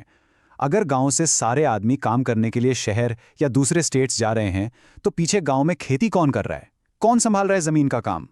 और इसका जवाब है इस टर्म में, फेमिनाइजेशन ऑफ एग्रीकल्चरल लेबर। इसका सिंपल सा मतलब है कि अब खेतीबाड़ी का ज्यादातर काम महिलाएं यानी विमेन कर रही हैं, क्योंकि मेन नॉन फार्म जॉब्स के लिए माइग्रेट कर गए हैं। तो आप कह सकते हैं कि इंडियन एग्रीकल्चर का चेहरा अब धीरे धीरे फीमेल होता जा रहा है। लेकिन इससे विमेन की प्रॉब्लम्स कम नहीं हुई, बल्कि बढ़ गई हैं। उन पर डबल बर्डन आ गया है। उन्हें खेत भी संभालना है और घर भी। उन्हें सेम काम के लिए आदमियों से कम पैसा मिलता है। और सबसे बड़ी आयरनी तो ये है कि खेती वो कर रही हैं, मेहनत वो कर रही हैं, लेकिन जमीन पर उनका कोई लीगल हक नहीं होता। लैंड ओनरशिप से उन्हें आज भी दूर रखा जाता है। चलिए, अब हम आते हैं 1990s के बाद के दौर में, जब इंडिया ने अपनी इकोनॉमी को पूरी दुनिया के लिए ओपन कर दिया। इसे कहते हैं ग्लोबलाइजेशन। इसका असर हमारी रूरल सोसाइटी पर बिल्कुल अलग तरह से हुआ। अब इंडियन फार्मर का कंपटीशन अपने पड़ोसी से नहीं बल्कि अमेरिका और यूरोप के फार्मर्स से था। इसी टाइम पर एक नया सिस्टम बहुत पॉपुलर हुआ, कॉन्ट्रैक्ट फार्मिंग। इसमें क्या होता है, बड़ी बड़ी मल्टीनेशनल कंपनीज जैसे पेप्सिको फार्मर्स के साथ एक कॉन्ट्रैक्ट करती हैं। वो उन्हें बीज, पैसा सब कुछ देती हैं। फार्मर को बदले में वही चीज़ उगानी पड़ती है जो कंपनी कहती है, और कंपनी गारंटी देती है कि वो सारी फसल एक पहले से डिसाइड की हुई कीमत पर खरीद लेगी। सुनने में तो बहुत अच्छा लगता है ना? फार्मर को एक सिक्योरिटी मिल गई। लेकिन इसका फ्लिप साइड ये है कि फार्मर पूरी तरह से कंपनी पर डिपेंडेंट हो जाता है। उसकी अपनी मर्जी खत्म हो जाती है। वो अपने लिए गेहूं चावल उगाने की जगह कंपनी के लिए आलू या टमाटर उगाने लगता है, जिससे उसकी अपनी फूड सिक्योरिटी भी रिस्क पर आ जाती है। ओपन मार्केट्स, एमएनसीज के महंगे बीज, मार्केट में प्राइस का उतार चढ़ाव, इन सब चीज़ों ने मिलकर फार्मर का कर्ज बहुत ज़्यादा बढ़ा दिया है। इसी सिचुएशन को हम कहते हैं एग्रेरियन डिस्ट्रेस, और ये आज के रूरल इंडिया की एक बहुत ही दुख भरी सच्चाई है। तो चलिए एक क्विक रिकैप करते हैं कि पावर का सेंटर कैसे बदला है। आज़ादी से पहले पावर जमींदारों के हाथ में थी। ग्रीन रेवोल्यूशन के बाद पावर नए अमीर किसानों के पास आई, और अब ग्लोबलाइजेशन के टाइम में ये पावर धीरे धीरे बड़ी बड़ी कंपनीज के हाथ में जा रही है। मतलब पावर का सेंटर गांव से निकलकर अब मल्टीनेशनल बोर्ड्स रूम्स में शिफ्ट हो रहा है। तो ये चैप्टर हमें इस एक ज़रूरी सवाल के साथ छोड़ जाता है। जैसे जैसे हमारे गांव ग्लोबल मार्केट से जुड़ रहे हैं, नए मौके तो आ रहे हैं, लेकिन क्या इसका फायदा सबको बराबर मिल रहा है? क्या इस रेस में एक छोटा किसान और एक बड़ी कंपनी दोनों एक साथ जीत रहे हैं, या इस डेवलपमेंट की कीमत कोई और चुका रहा है? इसके बारे में जरूर सोचना। हेलो एवरीवन, कैसे हैं आप सब? चलो आज सोशियोलॉजी का एक बहुत ही इंपॉर्टेंट और इंटरेस्टिंग चैप्टर शुरू करते हैं, change and development in industrial society. Basically हम ये समझेंगे कि जब फैक्ट्रीज आईं, इंडस्ट्रीज आईं, तो हमारी लाइफ, सोसाइटी और काम करने का तरीका सब कुछ कैसे बदल गया। रेडी हो? Let's start. सबसे पहले एक सिंपल सा सवाल अपने आप से पूछो। इमेजिन करो, पहले लोग गांव में रहते थे, खेतीबाड़ी करते थे, फिर अचानक से उन्हें शहर जाकर फैक्ट्री में काम करना पड़ा, तो उनकी लाइफ में कितना बड़ा चेंज आया होगा। ये सिर्फ एक जॉब चेंज नहीं था, ये एक पूरी लाइफस्टाइल का, एक पूरी सोसाइटी का ट्रांसफॉर्मेशन था। देखो, फर्क बिल्कुल साफ है। पहले प्री इंडस्ट्रियल लाइफ में सब कुछ नेचर के हिसाब से चलता था। फसल कब उगेगी, बारिश कब होगी, work was based on seasons. लेकिन इंडस्ट्रियल लाइफ में सब कुछ घड़ी के कांटे से चलता है। 9 बजे की शिफ्ट, 5 बजे छुट्टी। गांव में जहां सब एक दूसरे को जानते थे, पर्सनल रिलेशंस थे, शहर आकर वही रिलेशंस प्रोफेशनल हो गए। लाइफ की स्पीड एकदम से बहुत तेज हो गई। अच्छा, अब इस नई इंडस्ट्रियल सोसाइटी को समझने के लिए हमें सोशियोलॉजी के 3 सुपरस्टार्स के आइडियाज को समझना पड़ेगा, कार्ल मार्क्स, मैक्स वेबर और एमील डर्कहाइम। इनके कॉन्सेप्ट्स इस चैप्टर की फाउंडेशन हैं, और इनको समझ लिया तो समझो आधा चैप्टर क्लियर हो गया। तो चलो एक एक करके इनके आइडियाज को देखते हैं। कार्ल मार्क्स ने एक बहुत ही गहरा कॉन्सेप्ट दिया था, जिसे कहते हैं एलियनेशन। इसका मतलब क्या है? इमेजिन करो, एक वर्कर एक कार फैक्ट्री में काम कर रहा है। उसका काम है दिन भर बस एक ही नट बोल्ट कसना, हजारों बार। दिन के एंड में ना उसने पूरी कार बनती देखी, ना उसे फील हुआ कि उसने कुछ बनाया है। वो अपने काम से, उस प्रोडक्ट से और बाकी लोगों से डिस्कनेक्टेड फील करता है, अलग थलग, बस एक मशीन का पुर्जा बनकर रह जाता है। इसी फीलिंग को मार्क्स ने एलियनेशन कहा। अब आते हैं मैक्स वेबर। इन्होंने समझाया ब्यूरोक्रेसी का कॉन्सेप्ट। ये सुनने में थोड़ा डिफिकल्ट लगता है, पर है बहुत सिंपल। ये बस काम को ऑर्गेनाइज करने का एक सिस्टम है, जिसमें क्लियर रूल्स होते हैं, सबका रोल फिक्स्ड होता है और एक हायरार्की होती है। आपका स्कूल इसका परफेक्ट एग्जाम्पल है। प्रिंसिपल, फिर टीचर्स, फिर स्टूडेंट्स, सबके रोल्स एंड रूल्स डिफाइंड है। सिस्टम पर्सनल फीलिंग से नहीं बल्कि रूल्स से चलता है। इससे काम में एफिशिएंसी आती है। और हमारे तीसरे थिंकर हैं एमील डर्कहाइम। इन्होंने डिवीजन ऑफ लेबर का आइडिया दिया। मतलब आज की मॉडर्न सोसाइटी में काम इतने छोटे छोटे स्पेशलाइज्ड टास्क्स में बंट गया है कि कोई भी इंसान अकेले सर्वाइव नहीं कर सकता। एक डॉक्टर को अनाज के लिए किसान पर डिपेंड रहना पड़ता है, उस किसान को ट्रैक्टर के लिए फैक्ट्री वर्कर पर। हम सब एक दूसरे से एक अनजानी सी चेन से जुड़े हुए हैं। We are all dependent on each other. तो ये तो हो गए थियोरेटिकल बेसिक्स। अब हम देखेंगे कि इन सब चीज़ों का इंडिया में क्या सीन है। हम इंडिया के इंडस्ट्रियलाइजेशन की जर्नी देखेंगे, यहाँ के फॉर्मल और इनफॉर्मल वर्क के फ़र्क को समझेंगे, वर्कर्स की लाइफ और उनके राइट्स की बात करेंगे, और एंड में ग्लोबलाइजेशन ने सब कुछ कैसे बदल दिया उस पर भी नज़र डालेंगे। तो चलिए शुरू करते हैं इंडिया की कहानी। देखो, इंडिया की जो स्टोरी है ना, वो यूरोप से थोड़ी अलग है। हमारा इंडस्ट्रियलाइजेशन शुरू हुआ ब्रिटिश कॉलोनियल रूल के अंदर। इसका मतलब साफ था, यहाँ जो भी इंडस्ट्रीज लग रही थीं, वो इंडिया के भले के लिए नहीं, बल्कि ब्रिटेन के फायदे के लिए लग रही थीं। इसने हमारे इकोनॉमिक स्ट्रक्चर पर एक बहुत गहरा असर डाला, और वो असर आज भी दिखता है। जरा इस चार्ट को देखो। 2019 तक भी इंडिया की लगभग 43% वर्कफोर्स, यानी ऑलमोस्ट आधे लोग एग्रीकल्चर में काम कर रहे थे, जबकि इंडस्ट्री में सिर्फ 17% और सर्विसेज में 32%। ये नंबर्स दिखाते हैं कि हमारी इकोनॉमिक जर्नी कितनी यूनिक और थोड़ी इम्बैलेंस्ड रही है। और इसी इम्बैलेंस से पैदा होता है द इंडियन पैराडॉक्स। सोचो, कितनी अजीब बात है, जिस सेक्टर में सबसे ज्यादा लोग लगे हुए हैं, एग्रीकल्चर, वो हमारी इकोनॉमी में यानी जीडीपी में सबसे कम कंट्रीब्यूट करता है। और सर्विस सेक्टर जैसे आईटी, जिसमें कंपैरेटिवली कम लोग हैं, वो सबसे ज्यादा कंट्रीब्यूट करता है। ये हमारी इकोनॉमी का एक बहुत बड़ा चैलेंज है। चलो अब इंडिया की एम्प्लॉयमेंट के सबसे बड़े सच को समझते हैं। ये concept formal versus informal work exam के लिए तो सुपर इंपॉर्टेंट है ही, बट इससे आपको अपने देश की जमीनी हकीकत समझ आएगी। ये नंबर अपने दिमाग में बिठा लो, मोर देन 90%। इसका मतलब है कि इंडिया में हर 10 में से 9 लोग जो काम कर रहे हैं वो इनफॉर्मल या अनऑर्गेनाइज सेक्टर में हैं। यानी उनके पास ना कोई जॉब सिक्योरिटी है, ना पेड लीव, ना पीएफ, ना मेडिकल बेनिफिट्स। ये हमारी वर्कफोर्स की सबसे बड़ी और सबसे अहम सच्चाई है। तो ये फॉर्मल और इनफॉर्मल है क्या? देखो, फॉर्मल सेक्टर यानी ऑर्गेनाइज्ड सेक्टर में आते हैं आपके बैंक एम्प्लॉयज़ या गुड़गांव के आईटी पार्क में काम करने वाले सॉफ्टवेयर इंजीनियर्स। उनकी जॉब सिक्योर है, रेगुलर सैलरी आती है, वर्किंग आवर्स फिक्स्ड हैं। दूसरी तरफ है इनफॉर्मल सेक्टर, जैसे आपके घर के पास सब्जी बेचने वाला या कंस्ट्रक्शन साइट पर काम करने वाला डेली वेज लेबरर। ना उनकी इनकम फिक्स्ड है, ना कल काम मिलेगा इसकी कोई गारंटी है। नंबर्स और थ्योरी से आगे बढ़कर चलो अब एक वर्कर की लाइफ में झांक कर देखते हैं। एक्चुअली काम करना होता कैसा है? एक असेंबली लाइन पे खड़े रहना या जमीन के नीचे एक अंधेरी कोल माइन में उतरना कैसा होता होगा? कंपनीज अक्सर प्रोडक्टिविटी बढ़ाने के लिए एक टेक्निक यूज करती हैं जिसे कहते हैं टेलरिज्म। इसमें होता क्या है कि काम को इतने छोटे छोटे टुकड़ों में तोड़ दिया जाता है कि वर्कर को सोचना ही ना पड़े, बस एक ही काम दिन भर रिपीट रिपीट रिपीट। इससे कंपनी की आउटपुट तो बहुत बढ़ जाती है, पर सोचो उस वर्कर के बारे में, उसके लिए वो काम कितना बोरिंग, टायरिंग और एलियनेटिंग हो जाता है। और बात सिर्फ बोरिंग काम की नहीं है, कई जगह तो काम इतना डेंजरस होता है कि लोग अपनी जान हथेली पर रखकर काम करते हैं। कोल माइंस का सोचो, हर पल डर रहता है कि छत ना गिर जाए, आग ना लग जाए या कोई जहरीली गैस लीक ना हो जाए।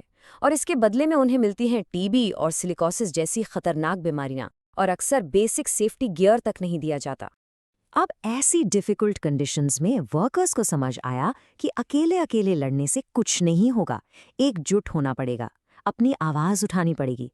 और इसी जरूरत से पैदा हुई ट्रेड यूनियंस। ये वर्कर्स की ऑर्गेनाइजेशंस हैं जो उनके हक के लिए बेहतर सैलरी और सेफ्टी के लिए मैनेजमेंट से लड़ती हैं।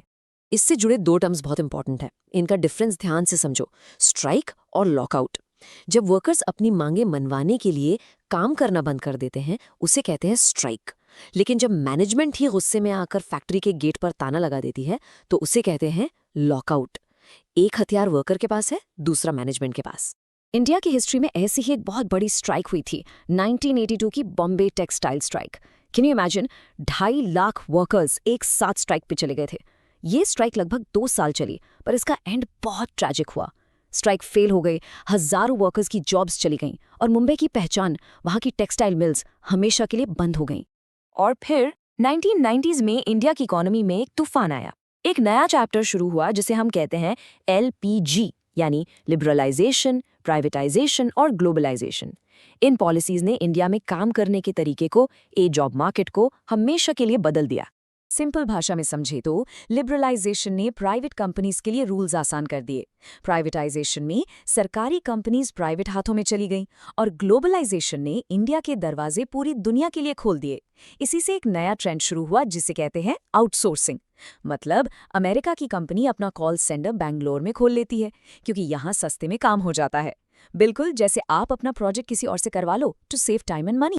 तो इस ग्लोबलाइजेशन का असर डबल एज्ड स्वॉर्ड जैसा था। एक तरफ आईटी पार्क्स और कॉल सेंटर्स में नए मॉडर्न जॉब्स आए, बट दूसरी तरफ कॉस्ट कटिंग के चक्कर में कंपनीज ने परमानेंट जॉब्स की जगह कॉन्ट्रैक्ट बेस्ड वर्क देना शुरू कर दिया। इससे जॉब इनसिक्योरिटी बहुत बढ़ गई। तो इस पूरे चैप्टर को अगर हम समराइज करें तो हमने क्या सीखा?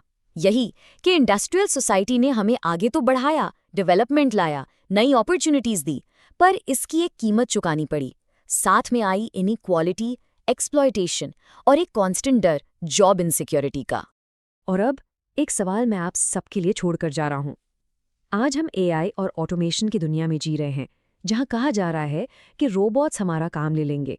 तो आपको क्या लगता है आने वाले टाइम में हमारा, आपका फ्यूचर ऑफ वर्क कैसा होने वाला है? इसके बारे में ज़रूर सोचना। चलिए मिलते हैं अगले चैप्टर में। Keep learning. हेलो स्टूडेंट्स, तो चलिए आज सोशियोलॉजी का एक बहुत ही इंटरेस्टिंग और इम्पॉर्टेंट चैप्टर शुरू करते हैं, सोशल मूवमेंट्स। ये एक ऐसा चैप्टर है जो सिर्फ किताबों में नहीं है, ये हमारी लाइफ का हिस्सा है। हम जो वीकेंड की छुट्टी मनाते हैं या हम जो वोट दे पाते हैं, ये सब चीज़ें आसमान से नहीं टपकी हैं। इन सब के पीछे इन्हीं सोशल मूवमेंट्स की एक लंबी कहानी है। कभी सोचा इस बारे में? ये जो हमें संडे को आराम से छुट्टी मिलती है, या जैसे ही हम 18 के होते हैं we get the right to vote, ये सब हमें गिफ्ट में नहीं मिला है। बिल्कुल नहीं। इन सब राइट्स के पीछे ना लोगों का बहुत लंबा स्ट्रगल है, उनके प्रोटेस्ट है, उनके सोशल मूवमेंट्स है। इन्हीं आंदोलनों ने हमारी सोसाइटी को वैसा बनाया है जैसी वो आज है। So this topic is directly connected to you. तो आखिर ये सोशल मूवमेंट है क्या? What is it? देखो, डेफिनेशन बहुत सिंपल है, बस 3 वर्ड्स याद रखो: सस्टेन्ड, ऑर्गेनाइज्ड और कलेक्टिव। सस्टेन्ड यानी जो लंबा चले, ऑर्गेनाइज्ड यानी जिसका एक स्ट्रक्चर हो, एक प्लान हो, और कलेक्टिव यानी जिसमें बहुत सारे लोग एक साथ जुड़े हों। और ये एफर्ट किस लिए होता है? या तो सोसाइटी में कोई चेंज लाने के लिए, या फिर किसी चेंज को रोकने के लिए। फॉर एग्जाम्पल, राजा राम मोहन रॉय ने सती प्रथा को हटाने के लिए मूवमेंट चलाया, राइट? वो चेंज लाना चाहते थे, पर उसी के अगेंस्ट धर्म सभा ने एक काउंटर मूवमेंट शुरू किया टू रेजिस्ट दैट चेंज। दोनों ही सोशल मूवमेंट्स हैं। ओके, सो इस चैप्टर में हम क्या क्या कवर करने वाले हैं, एक क्विक लुक ले लेते हैं। पहले हम समझेंगे कि सोशल मूवमेंट आखिर होता क्या है, उसके फीचर्स क्या हैं। फिर आएगा इस चैप्टर का सबसे इंपॉर्टेंट टॉपिक, ओल्ड और न्यू सोशल मूवमेंट्स के बीच का डिफरेंस। इसके बाद इन कॉन्सेप्ट्स को हम रियल इंडियन एग्जाम्पल से समझेंगे, और आखिर में वील सी कि ये सब पढ़ना जरूरी क्यों है। ये रोड मैप आपको चैप्टर समझने में बहुत हेल्प करेगा। चलिए तो शुरू करते हैं। ऐसी क्या चीज़ है जो एक सिंपल से प्रोटेस्ट को एक मूवमेंट बना देती है? हर भीड़, हर धरना, हर जुलूस एक सोशल मूवमेंट तो नहीं होता, right? To be called a movement उसके कुछ खास कैरेक्टरिस्टिक्स होने चाहिए। And please pay close attention, ये एग्जाम पॉइंट ऑफ व्यू से एक बहुत इंपॉर्टेंट क्वेश्चन है। तो एक मूवमेंट के मेन पिलर्स क्या है? Number 1, sustained collective action. मतलब ये 1-2 दिन का गुस्सा नहीं है। Think about India's freedom struggle, वो सालों तक चला। That was a movement. Number 2, organisation and leadership. बिना लीडर और प्लानिंग के कोई भी प्रोटेस्ट बस एक भीड़ बनकर रह जाता है। एक प्रॉपर स्ट्रक्चर, एक लीडर बहुत जरूरी है। Number 3, shared ideology. मतलब मूवमेंट में शामिल सभी लोगों का मकसद एक होना चाहिए, उनकी सोच एक होनी चाहिए, जैसे सभी लोग एनवायरनमेंट को बचाना चाहते हैं। And number 4, directed against the state. ज्यादातर सोशल मूवमेंट्स सरकार से यानी स्टेट से अपनी मांगे रखते हैं, उनकी पॉलिसीज को चैलेंज करते हैं। तो ये मूवमेंट्स अपनी बात पब्लिक तक और सरकार तक कैसे पहुंचाते हैं? वेल, इसके बहुत से तरीके हैं। कुछ सिंबॉलिक होते हैं, जैसे आपने कैंडल मार्चेस देखे होंगे, या लोग काले कपड़े पहनकर विरोध करते हैं। ये मीडिया का अटेंशन खींचते हैं। फिर कुछ क्रिएटिव तरीके भी हैं, जैसे नुक्कड़ नाटक यानी स्ट्रीट प्लेज, या प्रोटेस्ट सॉन्ग्स जिनके थ्रू मैसेज आम लोगों तक पहुंचता है। और हाँ, गांधी जी के मेथड्स को हम कैसे भूल सकते हैं? सत्याग्रह, नॉन वायलेंस और सिविल डिसोबीडियंस। उनका सॉल्ट मार्च इसका सबसे पावरफुल एग्जाम्पल है, जिसने पूरी दुनिया को प्रोटेस्ट करने का एक नया तरीका सिखाया।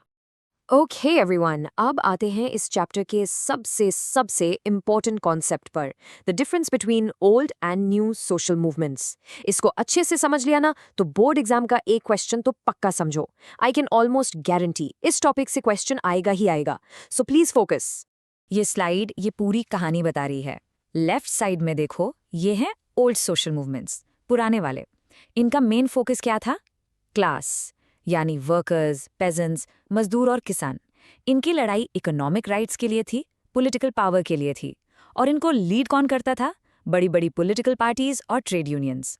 अब आओ राइट साइड पे, न्यू सोशल मूवमेंट्स। यहाँ फोकस क्लास नहीं, आइडेंटिटी है, पहचान, जैसे विमेन, दलित्स, ट्राइबल्स। इनका गोल इकोनॉमिक इक्वालिटी से ज़्यादा क्वालिटी ऑफ लाइफ है, रिकग्निशन है, सेल्फ रिस्पेक्ट है। और इनको कौन लीड करता है? NGOs, student groups, civil society. So the biggest shift is from class to identity. Simple.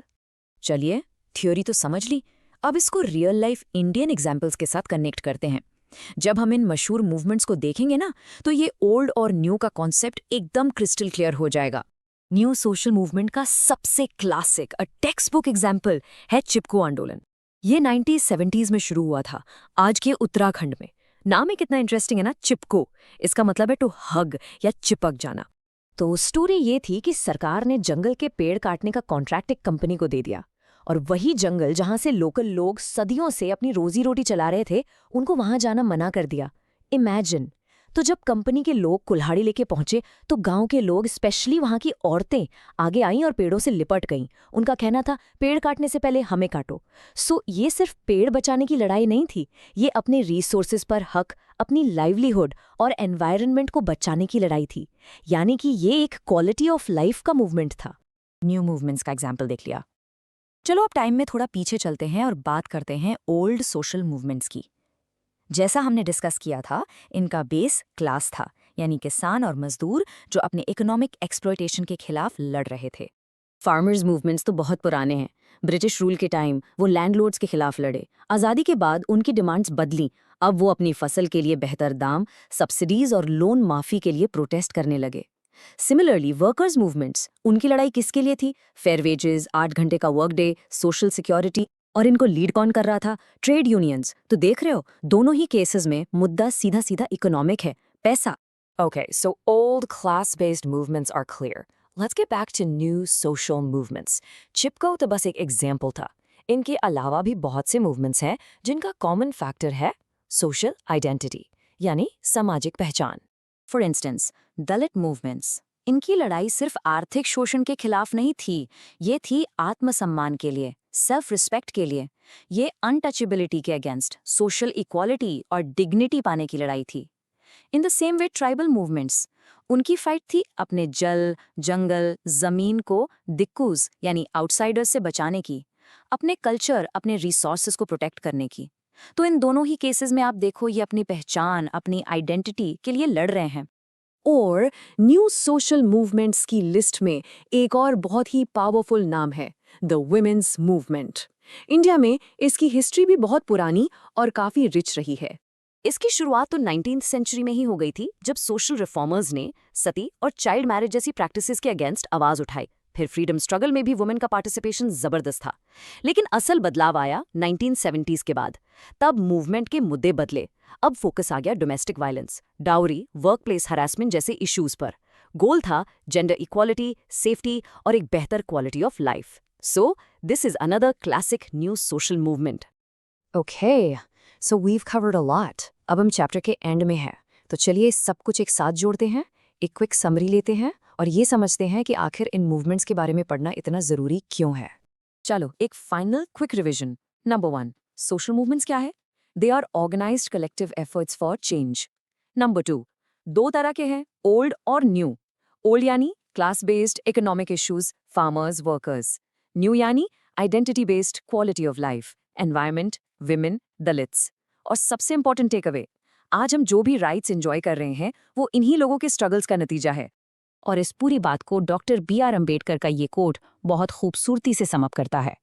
वो कहते हैं कि इंडिया में सोशल रिफॉर्म की हिस्ट्री असल में एक लड़ाई है। एक तरफ वो लोग हैं जिनके वेस्टेड इंटरेस्ट्स हैं और दूसरी तरफ है आम जनता जो सफ़र कर रही है। और इसी कॉन्फ्लिक्ट से पैदा होते हैं सोशल मूवमेंट्स। तो इस चैप्टर को ख़त्म करने से पहले एक सवाल आपके लिए, थोड़ा सोचिए। जब आप अपने आसपास देखते हैं, अपनी सोसाइटी, अपने शहर में, ऐसी कौन सी एक चीज़ है जो आपको लगता है बदलनी चाहिए? ऐसा कौन सा बदलाव है जिसके लिए आप आगे आना चाहेंगे? इस पर ज़रूर सोचना, क्योंकि याद रखिएगा, हर बड़ा बदलाव, हर बड़ा मूवमेंट एक छोटी सी सोच से ही शुरू होता है। Thank you and all the best for your exams.